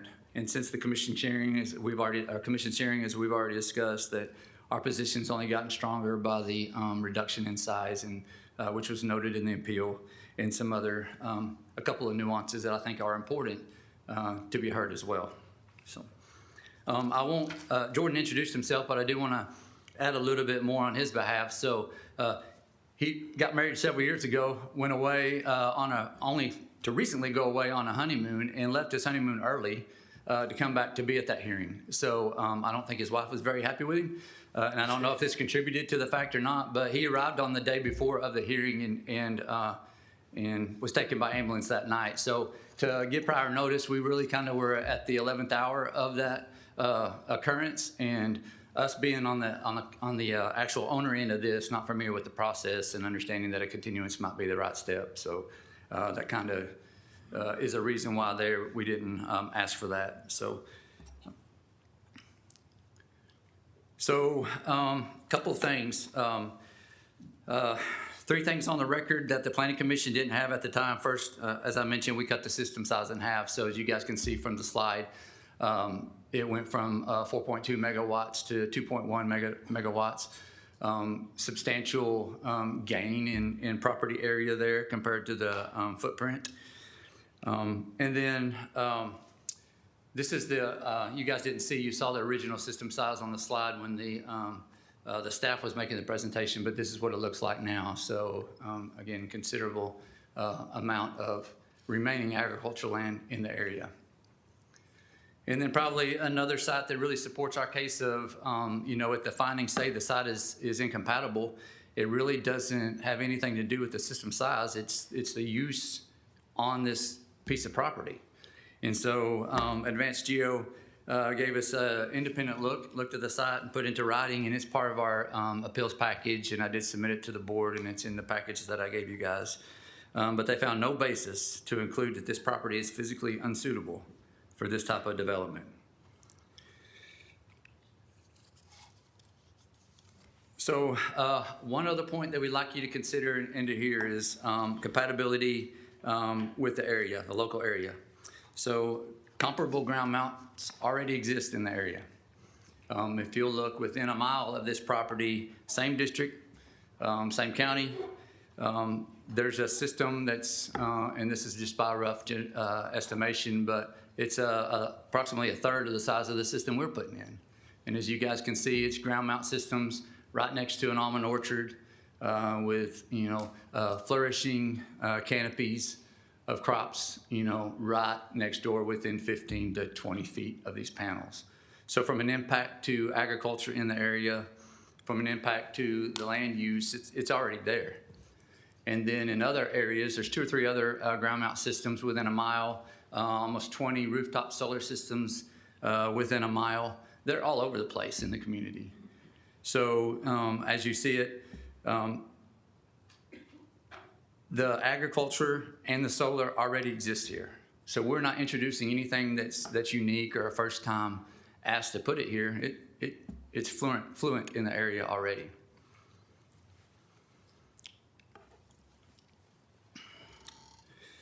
As a local independent clean generation supplier, local family owned, company based, right here in the county, right here in the district, it's kind of a local energy that this board actually spoke to in one of your hearings not long ago, or at least a gathering not long ago, when you guys pushed back on PG&E and called for more local options. And even PG&E, when they reviewed this project, said that, yeah, the grid needs this power here. There's a gap, and this system can help fulfill a gap, and that's a need for the county and for the district. It puts the solution back in the community's hands, back in your hands, with local generation that's close to the load, more reliable during outages and heat events. And the land still returns to farming once it's done. In addition to being farmed while it's there, it returns to pristine farmland once the life cycle is complete. We remove the components, and it's part of our conditions of use is that we return it there when the project is complete. I do want to address the letters because you mentioned Supervisor Rickman. Do we talk to? You had several letters in opposition. Have we talked to neighbors and assessed property value? And I do want to speak to that just quickly. I know you guys read, and there's several complaints. We certainly take those seriously, and it was a factor in our decision to reduce the size of this system. Finances were a part of that. But certainly we heard what the neighbors had to say during that presentation, and I mean, we live in the community, so we feel the same way about concerns on development and making sure it meets the county's and the district's requirements, et cetera, et cetera. So we heard that.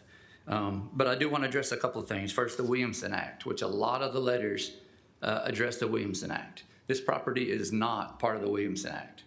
And that's very key, because if you look at the number of letters that reference that, that's a significant portion of the letters you received said Williamson Act property, we shouldn't use it, even though the Williamson Act allows you to use as a conditional use utility solar on that property. So even if it was, it could be authorized.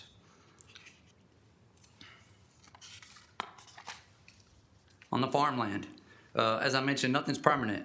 The piles are driven straight into the ground. There's no concrete, there's no paving. And a binding condition requires the use and full removal and restoration to agriculture, as I mentioned before, backed by a decommissioning plan and our financial guarantees that we will do that. On the concern that the rest of the land cannot be farmed, the reduced layout leaves a large continuous block that keeps water access. We have no storm or runoff concerns with the property, as already been reviewed by Public Works. And we'll accept the condition confirming that continued agriculture use and water to that retained ground exists. A couple other quick ones and I'll be brief. Wildfire, glare, noise, traffic, and drainage, those were all addressed in the letter. Each reviewed and conditioned with habitat protection through the county's multi-species plan as part of our declaration.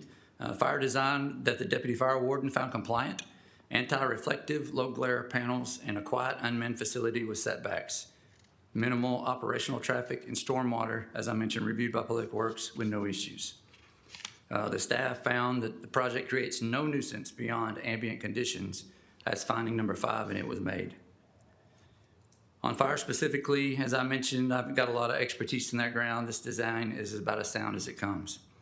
20-foot perimeter of access road around the facility, multiple gates, remote shutoffs, remote monitoring, alarms, all of those things provide defense in depth that allow us to maintain situational awareness and respond quickly in the event that something was to malfunction in a fire or a fire hazard were to occur. Flat ground outside any fire hazard zone, no risk related to either of those. But the bigger worry underneath those comments, and one that we don't take lightly, is approving this system, this farm, this utility opens the door to paving over farmland. And I certainly understand that sentiment. This project is the opposite of that, though. This is not a subdivision. These are not houses that are going here. It's not a permanent conversion. It's a reversible use that keeps about 2/3 of the parcel in production and restores once complete. And then finally, about how it looks, about property values, and who owns the land and how many pieces of land they own. I do want to be respectful of that because, I mean, the feelings are sincere, and I certainly understand them. But this is the important part about my presentation, okay? This decision should be made on the law and not emotion.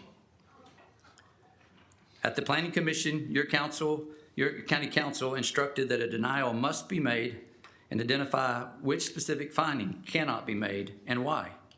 The commissioner who moved to deny said that she was bound to follow the planning laws regardless of her personal feelings, and that she found no legal basis to reject this project.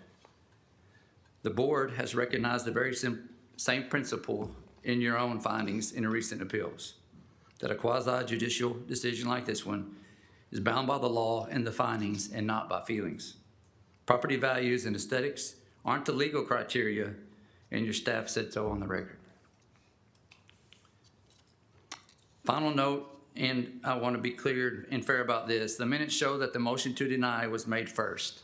They wanted to vote no and then seek help on how to get there. And the findings could not be made. I don't fault council or staff. They're doing their jobs. They were providing the verbiage and the support that they're obligated to provide. But the finding came after the decision was already made, not before it. Findings are supposed to flow from the evidence and not be chosen to fit a conclusion that has already been reached. And that is exactly why findings 3 and 4 are not supported by substantial evidence. The full sequence is in your packets, and I've provided that to you guys. In closing, staff report tells you that if you grant this appeal, you should state the basis for findings 3 and 4. We've handed you guys that language. So I respectfully ask that the board considers and grants this appeal. Find all 7 findings, including findings 3 and 4, can be made on the affirmative. Adopt the mitigated negative declaration and a monitoring program as written, and approve the permit with all the recommended conditions consistent with our reduced 1.5 megawatt plan. The staff has found every criterion was met. We've reduced the footprint, kept the farmland, and confirmed that the site is suitable. We'd be glad to answer any questions that you guys may have. Thank you, sir. Yes, sir. Anybody else want to speak on this item?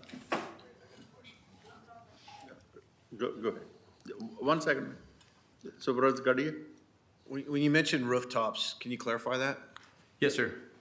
Rooftop solar systems throughout the area. So, Just residential, or is it? Yes. Well, there are a few commercial in the area, lot commercial, in support of, and I don't know what, I mean, I looked at what they were originally, but there are some commercial use, but not commercial utility scale projects. So those are not there. So there are both residential and commercial types in the area. Yes, sir. Thank you. Thank you, sir. Ma'am, you want to speak on this item? No. No? Anybody else want to speak on this item from public? Any remote participants? There are no remote participants. Okay, I'm going to close the public hearing, bring it back. Further questions, concerns, comments? This was opposition. Yep, you can speak regardless, either support or, you want to speak? Yes, we do. Okay, I will reopen the public hearing. Please step forward. Thank you. Sorry, misunderstood. Oh, no worries. We do every day. My name is Frank Bellino. I live in Escalon at 27850 Owens Road. I had a whole big speech written here, and I'm going to change it. I'm a farmer, third generation, right across the street from their property. Never met the Jordans before, but they seem like pleasant people and hardworking, maybe business people. And we're all entitled to make money in our business. That's what we do it for, make a living, right? And I make a living farming. I don't have 4 businesses or other businesses. I have one, and I farm. And our farm ground is precious to us, as it is to all of you up there, I'm sure. We don't build new farm ground. We lose farm ground. So we can't make farm ground out of cities or industrial properties or anywhere else. We have to preserve what we have. There's other areas of our county, like landfill, I believe, up in Farmington, just closed down. Beautiful place for a solar farm. Not on our farm ground, in our backyards, in our neighborhoods. It's an eyesore. There's lots of issues, and no one wants it. Property values, I have several small parcels, just like the one the Jordans bought, that are small, high value for residential, right? Everyone wants to live in the country. What does that do for my property values if someone wants to build a house on it, and now there's a solar panel farm across the street? I don't believe anybody wants to live across from it. I don't think the Jordans are going to live on this property, and I don't blame them. The other solar farms that the gentleman mentioned up there on the map, not one of those is commercial solar panels. They're not commercial. They're privately owned for people's own personal farming business. I know them all. The rooftop ones are residential. I have one at my house. They have a great use, but there are no other solar panel farms out there like what the Jordans want to do. Those one that he said, those are for farming for their own private use. Does that make sense? Okay. So I'm not here to tell anybody up there, your board, what to do here. I'm asking for support to keep our farm ground what it is.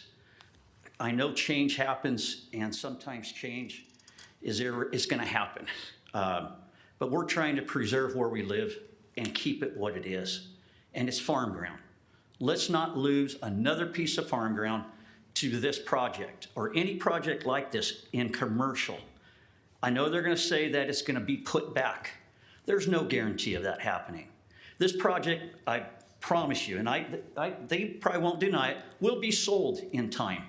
The Jordans won't own this project down the road. If you look at commercial projects that go in anywhere else, they get sold off to another company, and then someone else owns it. Are those restrictions or are those guidelines going to be held by the next generation of people that owns it? 30 years is a long time to have something out of farming.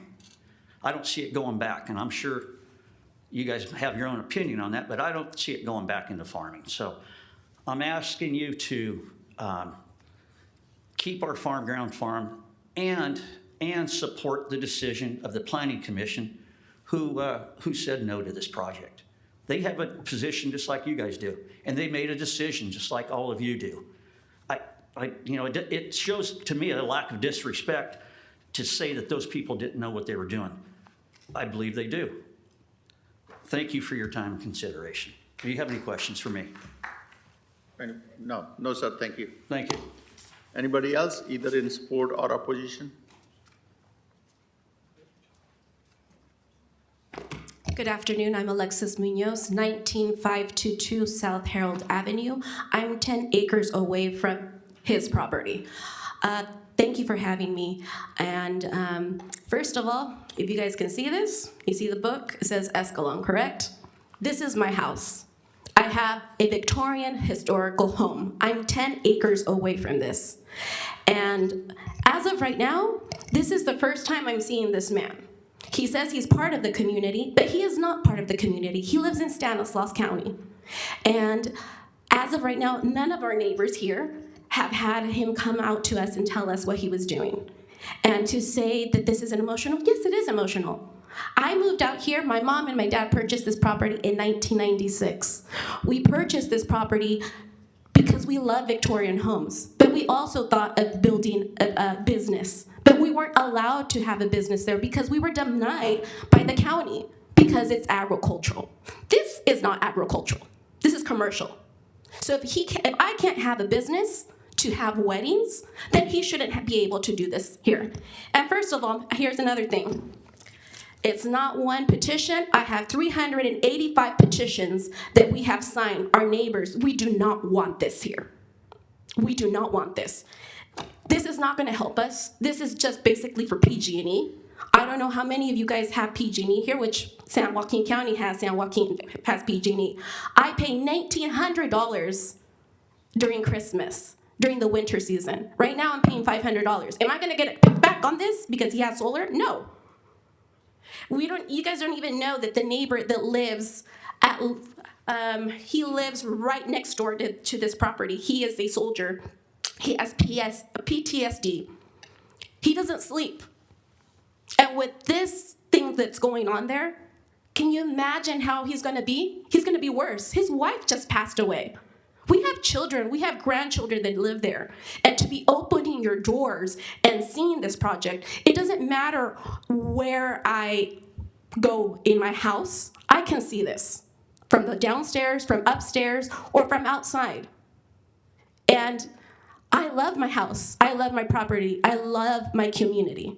And this does not belong here. He just bought a property on Lone Tree with 20 acres that were on the Williamson Act. Why can't he go put the rest of his solar there?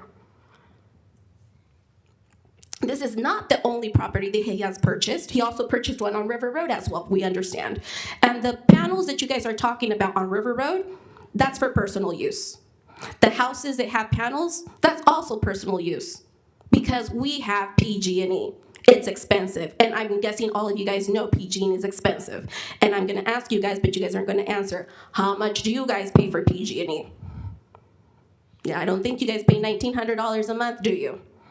This does not help us, and we do not want this here. See? So, please take in consideration, we are a community that we live out in the ranch. We love where we live. And doing this, it's horrible. You know, there's other places where he can put it. I know in Turlock, they're putting it on the canals for the evaporation. That's a place that they can put it as well. It conserves our water and it helps. At the schools, at the Costco parking lot in Riverbank, there's another place that you guys can put it as well, but not where we live. We pay more to live out in the country. And for this person to come and devalue our properties and for our insurance companies to go up because from what I understand, Escalon, the fire department, doesn't have the ability to turn this off. We're in prime season of almonds right now. They tend to dry the trees to distress them. So if this catches on fire, we're the new paradise in California. We're not gonna be able to turn this off. There's ranches and ranches of almond trees, and this place does not belong on Harold and Lemon Street. If I am not allowed to put a business because it's agricultural, he should not be able to put one.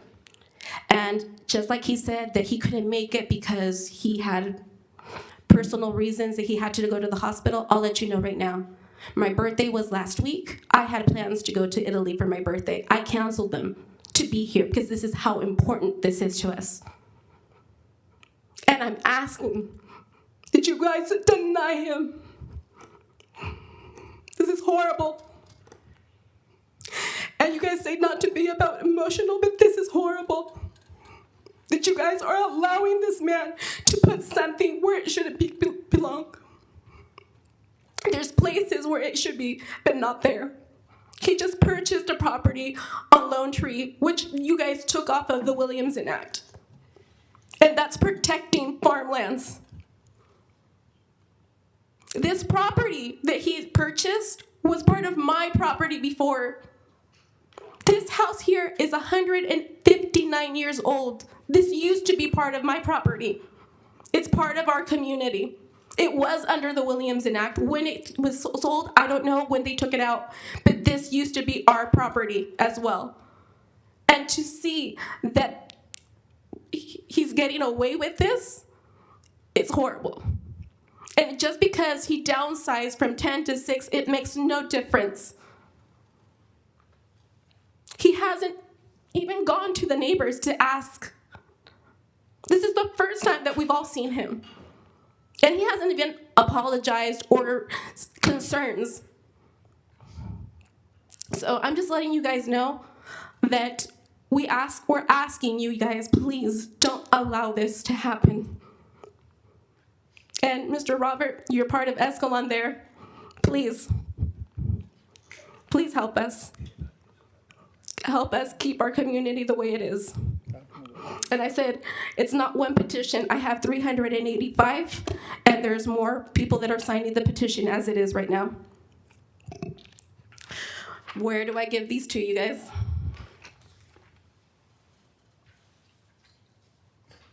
Thank you so much for listening to us. And like I said, please help us for this not to go through, because this is a community. And Frank didn't even tell you, his daughters couldn't come today because they're out there in the ranch. Other people couldn't come out here because they're farming. Other people couldn't come here because they're working a regular job from 8 to 5. So take in consideration all the neighbors that live there and can't be here because they have a normal job and that they're out there doing what they do, farming. And this is not farming. And if you're going to allow him to put this is commercial. It's not farming. It's his property should be commercial, and we're in a farming land, and it shouldn't go there. So please, I ask all of you guys, please pay attention to what we're saying, because it's a quality of life. And we've been there for many years. And for this person just to come in at the last minute and change everything for us and not even face us, because he couldn't even talk. He had somebody else talk for him. Counsel, excuse me for a second. I'm sorry, I just have a question, just in fairness, because I want to make sure, we already had an applicant that said that the planning commission hearing wasn't fair, he got cut off. But aren't we supposed to have a timer, 5 or any? Okay. I just want to make sure that, Well, that it's complete. Yes, I understand what you're saying, but he didn't have a timer as well. Through the chair, if I may, it's my understanding that because it's a quasi-judicial hearing, that people need to have the opportunity to speak their claims for or against the property, because they can only use that if it ever goes to court. Is that correct? Thank you. That is correct. Okay. I'm learning too. No worries. Thank you, Mr. Ding. But like I said, please pay attention to us, because this is Escalon. Let me put it this way. If the people in Escalon, if the farmers didn't exist, Escalon wouldn't exist. And Escalon is a city of farmers, of ranchers. And that does not belong there. Thank you so much for listening to us. And I hope you guys do make the same decision that the other board made, please. Thank you. Thank you. Anybody else, either in support or opposition?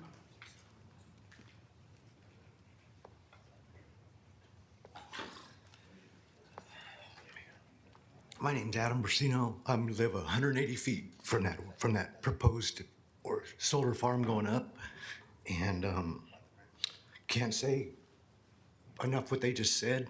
All I want to say is, farmers, we work in the dirt. That's what we do, and dirt and electricity are not compatible. We are not compatible. Sir. That's it. I just want you to know that we are Sir. not compatible Sir. with them. Please. We are not compatible. Excuse me for my outburst, but Sir, we're not compatible with them. one second. Please address the board, not Yeah, them. but I want them to listen because they They're haven't listened listening. to anything in the past. They are listening. No, But they're please- not, by what they've said, they've not listened at all. They are not taking our in considerations or anything they've done. I've never met any of them. Like the lady have said, none of us have met anybody over there. They just want to overrun us, and it's not right. And we're not compatible. That's all it is. We're the dirt people. We work the ground. That's what we do.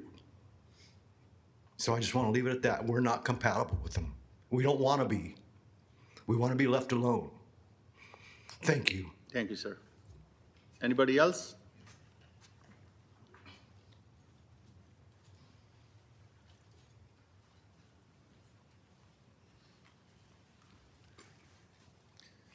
Good afternoon, Supervisors. My name is Ernesto Rancaño, 19522 South Harold Avenue. Wanted to thank all of you for some time to listen to us. There's a couple things that I just wanted to shed some light, maybe even bring to light here. As Mr. Chandler was saying, they said that they had lacked due process. I didn't see that. I was present at the last Board of Planning Commission. They had their time to speak. They spoke. Mr. Chandler was on the phone. Whether Mr. Jordan was here or not, I think is irrelevant. Doesn't really matter. But they had their due process at that time in that place. There were no inconsistencies there. There is one thing that I'm not very clear on. The notice that I saw from this board says that the property is under the Williamson Act. And the prior notice that I saw from the county also said that it's under the Williamson Act. So I don't know whether that's a typo. I don't know whether that's a misrepresentation, but I would like to seek some clarification about that because both notices from the county do say Williamson Act on it. At some point in time, I think maybe the Planning Commission indicated that it wasn't, but I think that's an important issue. Secondly, the reduction in size. It makes no difference in terms of the same arguments opposing it. I think that reduction in size does not affect the findings 2 or findings 3 in the Planning Commission's decision to deny the project. I agree with the people who have spoken against it, that there has been no attempt for any discourse, any attempt to talk to the neighbors to say, this is what we're thinking of doing, this is what we'd like to do. There's been none of that. Now I'm told that there's been a reduction, but no prior notice. In fact, as far as I know, there's been no prior notice of their change in their plans. And I know, Supervisor Rickman, you spoke to that. Due process would think that we would then have to reconsider the reduction. But as you've heard today, the opposition doesn't, it makes no difference whether or not it's 10 acres, 6 acres, 3 acres. The point being is that the prior commission felt that it was inappropriate use, did not meet the specifications. They felt that findings 2 and 3 were not met. And I asked the board today that you follow the recommendations and deny this project. Thank you very much. Anybody else?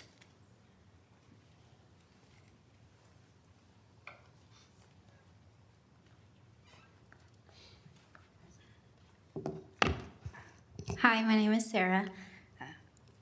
I live on Lemon. I have lived there my entire life. I am never seen him, never met him. My kids are now growing up on Lemon.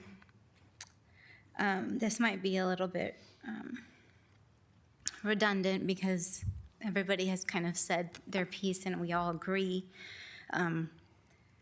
Escalon is about family and farmland, and we choose to live here for a reason. This project isn't just changing a field, it's changing the heart of our neighborhood. And we're not against solar, there's just a place for it, and it's not here. It does not belong here. The Planning Commission spent countless hours reviewing the project, listening to residents, and they denied it unanimously. And for them to say that they didn't do their job correctly the first time, it's ridiculous. In just the past few days, we have gotten over 300 signatures to oppose this, and I feel like if we got that many signatures in this short amount of time, how many other Escalon residents would also sign this petition with us? We were not directly notified about the project, and then again, not notified about it being reduced, which does not matter because it is the same. Same reasons why it should be denied. Once the farmland's converted, it can't simply just get it back to where it was. And it's going to be stuck in here for at least 25 years like that if you let them do this. I want my children and maybe my grandchildren to be able to ride their bikes down these country roads and see orchards and fields and open farmland and keep Escalon family and farmland and a community. Thank you.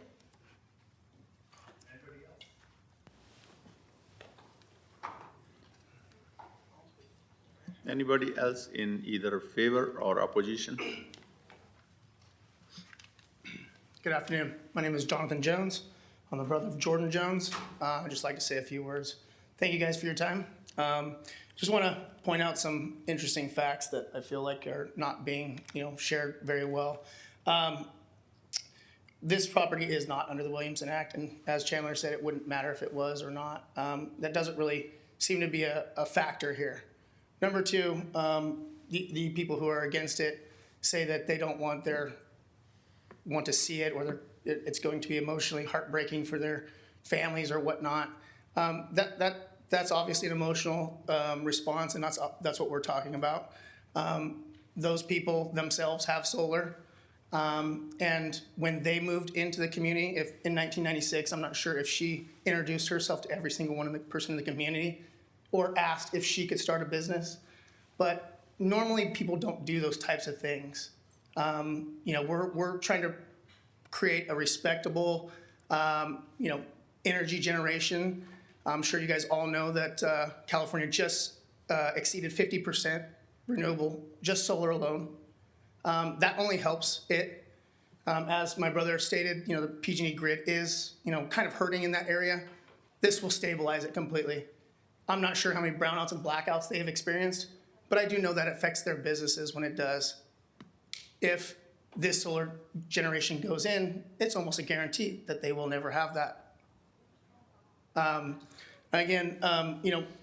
Each one of these people, they chose what crop they would like to farm. We're choosing to do two things. We're farming traditionally, and we're also farming the sun. Contrary to popular belief, this is not our business model. We've put in solar for the last 15, 17 years for other people. And as you guys know, the solar industry is changing. As of right now, there are no tax credits. We'll see what happens. But this is our opportunity to create a solar farm for ourselves and our families. And we do live in the community.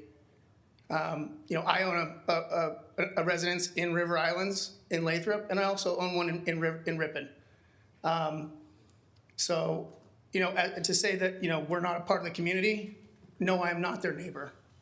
And I probably have never seen them in Ripon. I've never seen them in Lathrop, but they are a part of the San Joaquin County, and I know that, and I respect that. Again, I don't tell them what to do with their land. I'm not sure why they're allowed to tell us what we can do with our land. But again, as stated, the commission originally approved all 7 counts.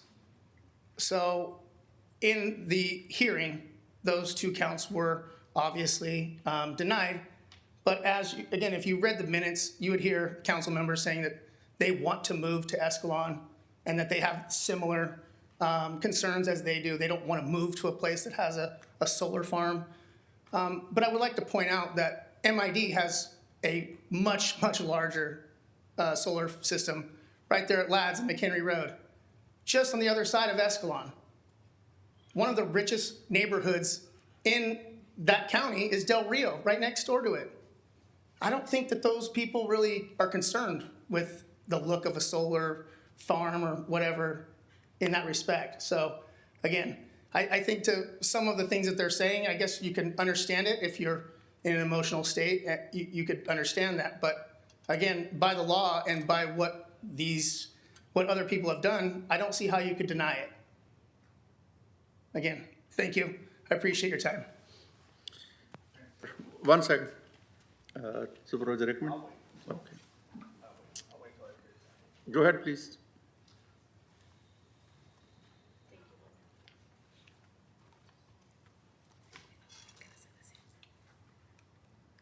My name is Inez Munoz. I live in Hero, 1952. For 30 years, I live in that house. And for 30 years, I see the blooming of the beautiful trees. Now, I'm asking each and one of you, and I'm asking him too, would he put the solar panels in front of his house? Would you like to wake up in the morning and see that? I don't. I don't. Please, help us. Help us to maintain the land the way it is, the way it is. Again, the question is, would you like to see that in front of your house? Would you like to wake up and see that? That is my question. Thank you very much. Help us. Help us to keep the land the way it is. Thank you so much. Thank you, ma'am. Anybody else? Sir, you want to add something we heard from you? Yeah, just like they did every rebuttal. Can I do that or no? Briefly. I'll make it. Okay, make it quick. I promise. Two things in response to Mr. JJ. The MID project, I don't know if any of you have seen it, it's on McHenry. It's a 120-acre project that MID put in and owns. The property is owned by Jim Sabraja. The only house that can see that solar farm is Jim Sabraja, the property owner. The big homes in Del Rio, you couldn't see them from the top of their house. You couldn't see that project because there's 150 to 200 acres of almonds all the way around Del Rio. You can't see it. You can see it going down the road. So poor example of that. The other thing, emotion. This is not all emotion. I make a living doing this, like I stated last time. This is not something that I take lightly when somebody comes in, takes farm ground away from us, and wants to convert it to something else. If it can be done next door to me, it can be done anywhere. It's about my livelihood, just like theirs. So it's not all emotion. It hits our pocketbook. Thank you. Thank you, sir. I'll have rebuttal now, or do I need to wait?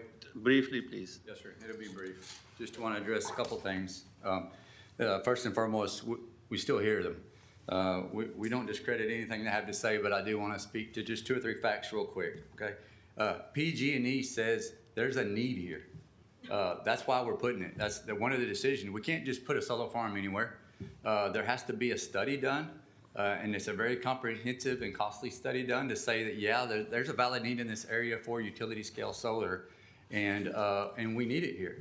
All of these folks I know love to have power in their homes. We can't just push power endlessly down the line. You have to have other power supplies in the area, as you guys have recognized and said you want this option locally in Ripon, in the community in District 5, and we're giving them that opportunity to keep the lights on. I want to address money and finances. The money generated per kilowatt per megawatt is way less than the retail and the money that the other owners in the area are generating and benefiting from their solar systems. Way less. And so although we are producing more in total, the percentage and the money that we make on that, or that's generated on that, is way less than is made from a typical residential system that's offsetting their own power costs, whether it's for a farm or a shop or a house. I do want to speak on the EMF and just because I'm a military guy myself, and I have several battle buddies that have dealt with the same thing. This system, the study shows, does not produce any measurable increase in heat, sound, vibrations, et cetera, et cetera. The studies there, it doesn't do it. Okay, so, could he be triggered? I mean, PTSD can be triggered by a number of things. But to say this system is directly going to impact that, there's no evidence to support that. And then finally, I would ask the staff to confirm that in the appeal that was filed on June 1st, does it state a reduction in system size in the appeal? I would ask them to confirm that, and also to confirm originally this project was stated to be part of the Williamson Act. They have corrected that record that it is not. So I would ask them to, support both of those statements, please.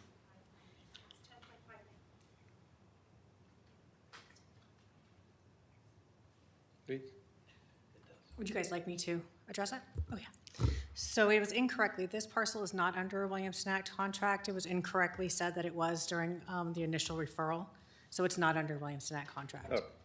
And then in reviewing the appeal, I see one spot in the, multiple section appeal that says that it's reducing to 6 acres. But no revised project description and no revised site plan was received until Monday. So yeah, I want to make sure we're looking at the same appeal because it's in there. I do want to address two things, a secondary piece of that. This was just approved for interconnection with the utility as of, I believe, Thursday of last week. So, for a project description and all, we couldn't provide that until that's done. As probably some folks know, that's a lengthy process to work through. And as soon as we got it, we turned it over. So, doesn't change the use, doesn't change the applicability of this facility, this utility in this area. It doesn't change any of those findings. Thank you. Thank you, sir. Anybody waiting on remotely? No? I'm going to close the public hearing, bring it back to the board. Supervisor Rickman. Thank you, Chairman. And I just want to confirm, when are we talking a solar facility? Are we just talking solar panels, or are we talking batteries? Through the Or are we chair, talking both? this application is just for solar panels. Okay, Yeah. I just wanted to confirm that. And I just want to clarify something. You mentioned one of the planning commissioners, and I see it here in the minutes, that no legal basis to reject the project under planning law. What that planning commissioner said, if that, I'm not putting words in their mouth, it's here in the minutes, is incorrect because, incompatibility is a valid and common ground for denial of a discretionary CUP. So, take that with what it's worth. It's, so you can use incompatibility. And I've seen it here before, that incompatibility was used to deny a discretionary CUP. And, looking at the minutes, looking at the record, and it's not just the residents that are here today, but it's also, I know, Executive Director of the San Joaquin County Farm Bureau spoke out in opposition, that there was some, and I'm not going to go into it that much, it's in the minutes of the Planning Commission record. But at the end of the day, this is a quasi-judicial, and, looking at the due process side, looking at, the record here. And I just want to confirm that is there an application on file to reduce the project? Is that been received? So through the chair, the first time we found out that the project was being downsized was Monday morning. An email was sent over the weekend, I believe, to the clerk of the board with like a revised description. We hadn't received any information before Monday morning that it was being changed. Okay, but we have it now. Mhm. So, it's not gonna make anybody happy, but that's not, again, this is a quasi-judicial. I just look at what's here in front of me and what's on the record, is that, I would like it, and my course of action would remand it to the Planning Commission for a rehearing based on the proposed changes. Is that the motion? I'll make that motion. To send it back to Planning Commission? Correct. Second. We have a motion and second. Call for vote, please. Motion passes 5-0.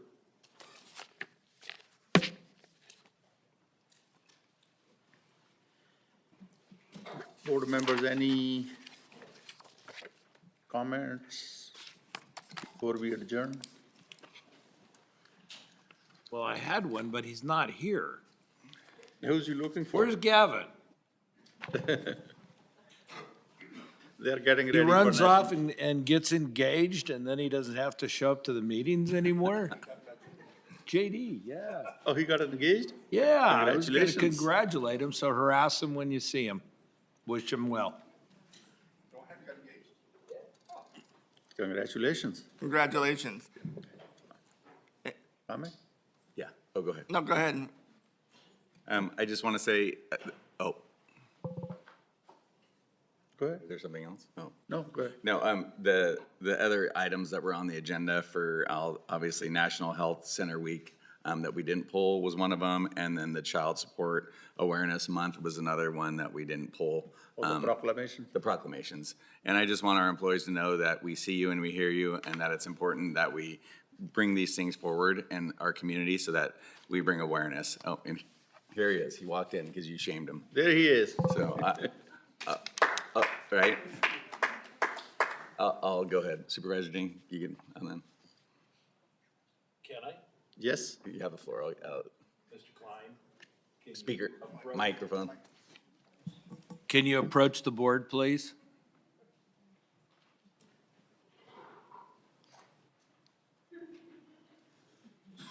He's blushing. Can you, this I'm putting a time limit on, huh? Can you take a couple minutes and tell us what you've been doing this weekend? Yeah, well, thank you, Mr. Chairman, Supervisor Ding, Board.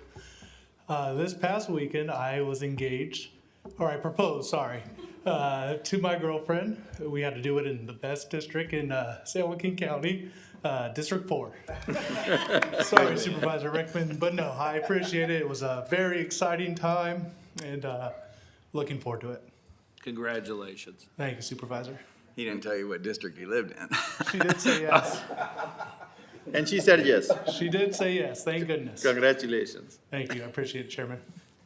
Congratulations. And then on one more note, Supervisor Ding and I did attend the NACO conference. I just wanted to clarify that. So we were there and supporting San Joaquin County and making partnerships and making sure healthcare and all the things that are so near and dear to our hearts in San Joaquin County are heard on the federal level. So thank you, Supervisor Ding, for attending and showing some expertise and where we're at and where we're going nationally. And Genevieve was also there, and Nicole. And Genevieve has a vote on the Healthcare Council for NACO, so that's important. So San Joaquin County is advocating nationally on your behalf, and I was glad to take part in it. So thank you. Thank you, sir. Supervisor Garcia? I got two things. I may mention about OES earlier. I just got a report that Stockton sent a rig up up the hill for structure protection. So as part of that, mutual aid does work. Secondly, hopefully Edith's listening. She'll be going off on a new adventure and a new career sometime this month. Sad to see her go. She was a vital person as part of Team District 1. But I'm real happy, and I'll introduce my new teammate one of the next two meetings. Thank you, sir. Supervisor Rickman? Thank you, Chairman. Since we're talking joyful things here, we had a engagement. Congratulations, but Maria Valenzuela, my board aide, birthday was on Friday, so I know she's watching in the back room, so happy birthday. Congratulations or best of luck to all the students who are going back to school. I know most of them are, well, I guess some started last week, but I think the majority of this week. And we mentioned it tonight is National Night Out, and it's all across, San Joaquin County.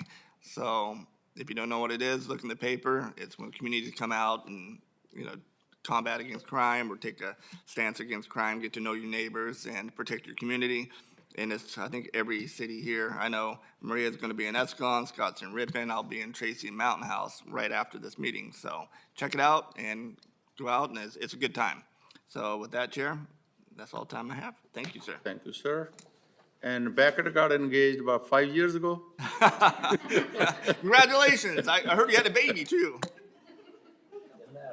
Thanks, everyone. If we could close on behalf of the In-N-Out Burger employee that was Yes, shot from Stockton, if we could close on, in her behalf. Yeah, that's very sad news. There was, I'm pretty sure all you guys know, there was a shooting at In-N-Out in Idaho, and one of the victims she was from Stockton, Ashley Grebe.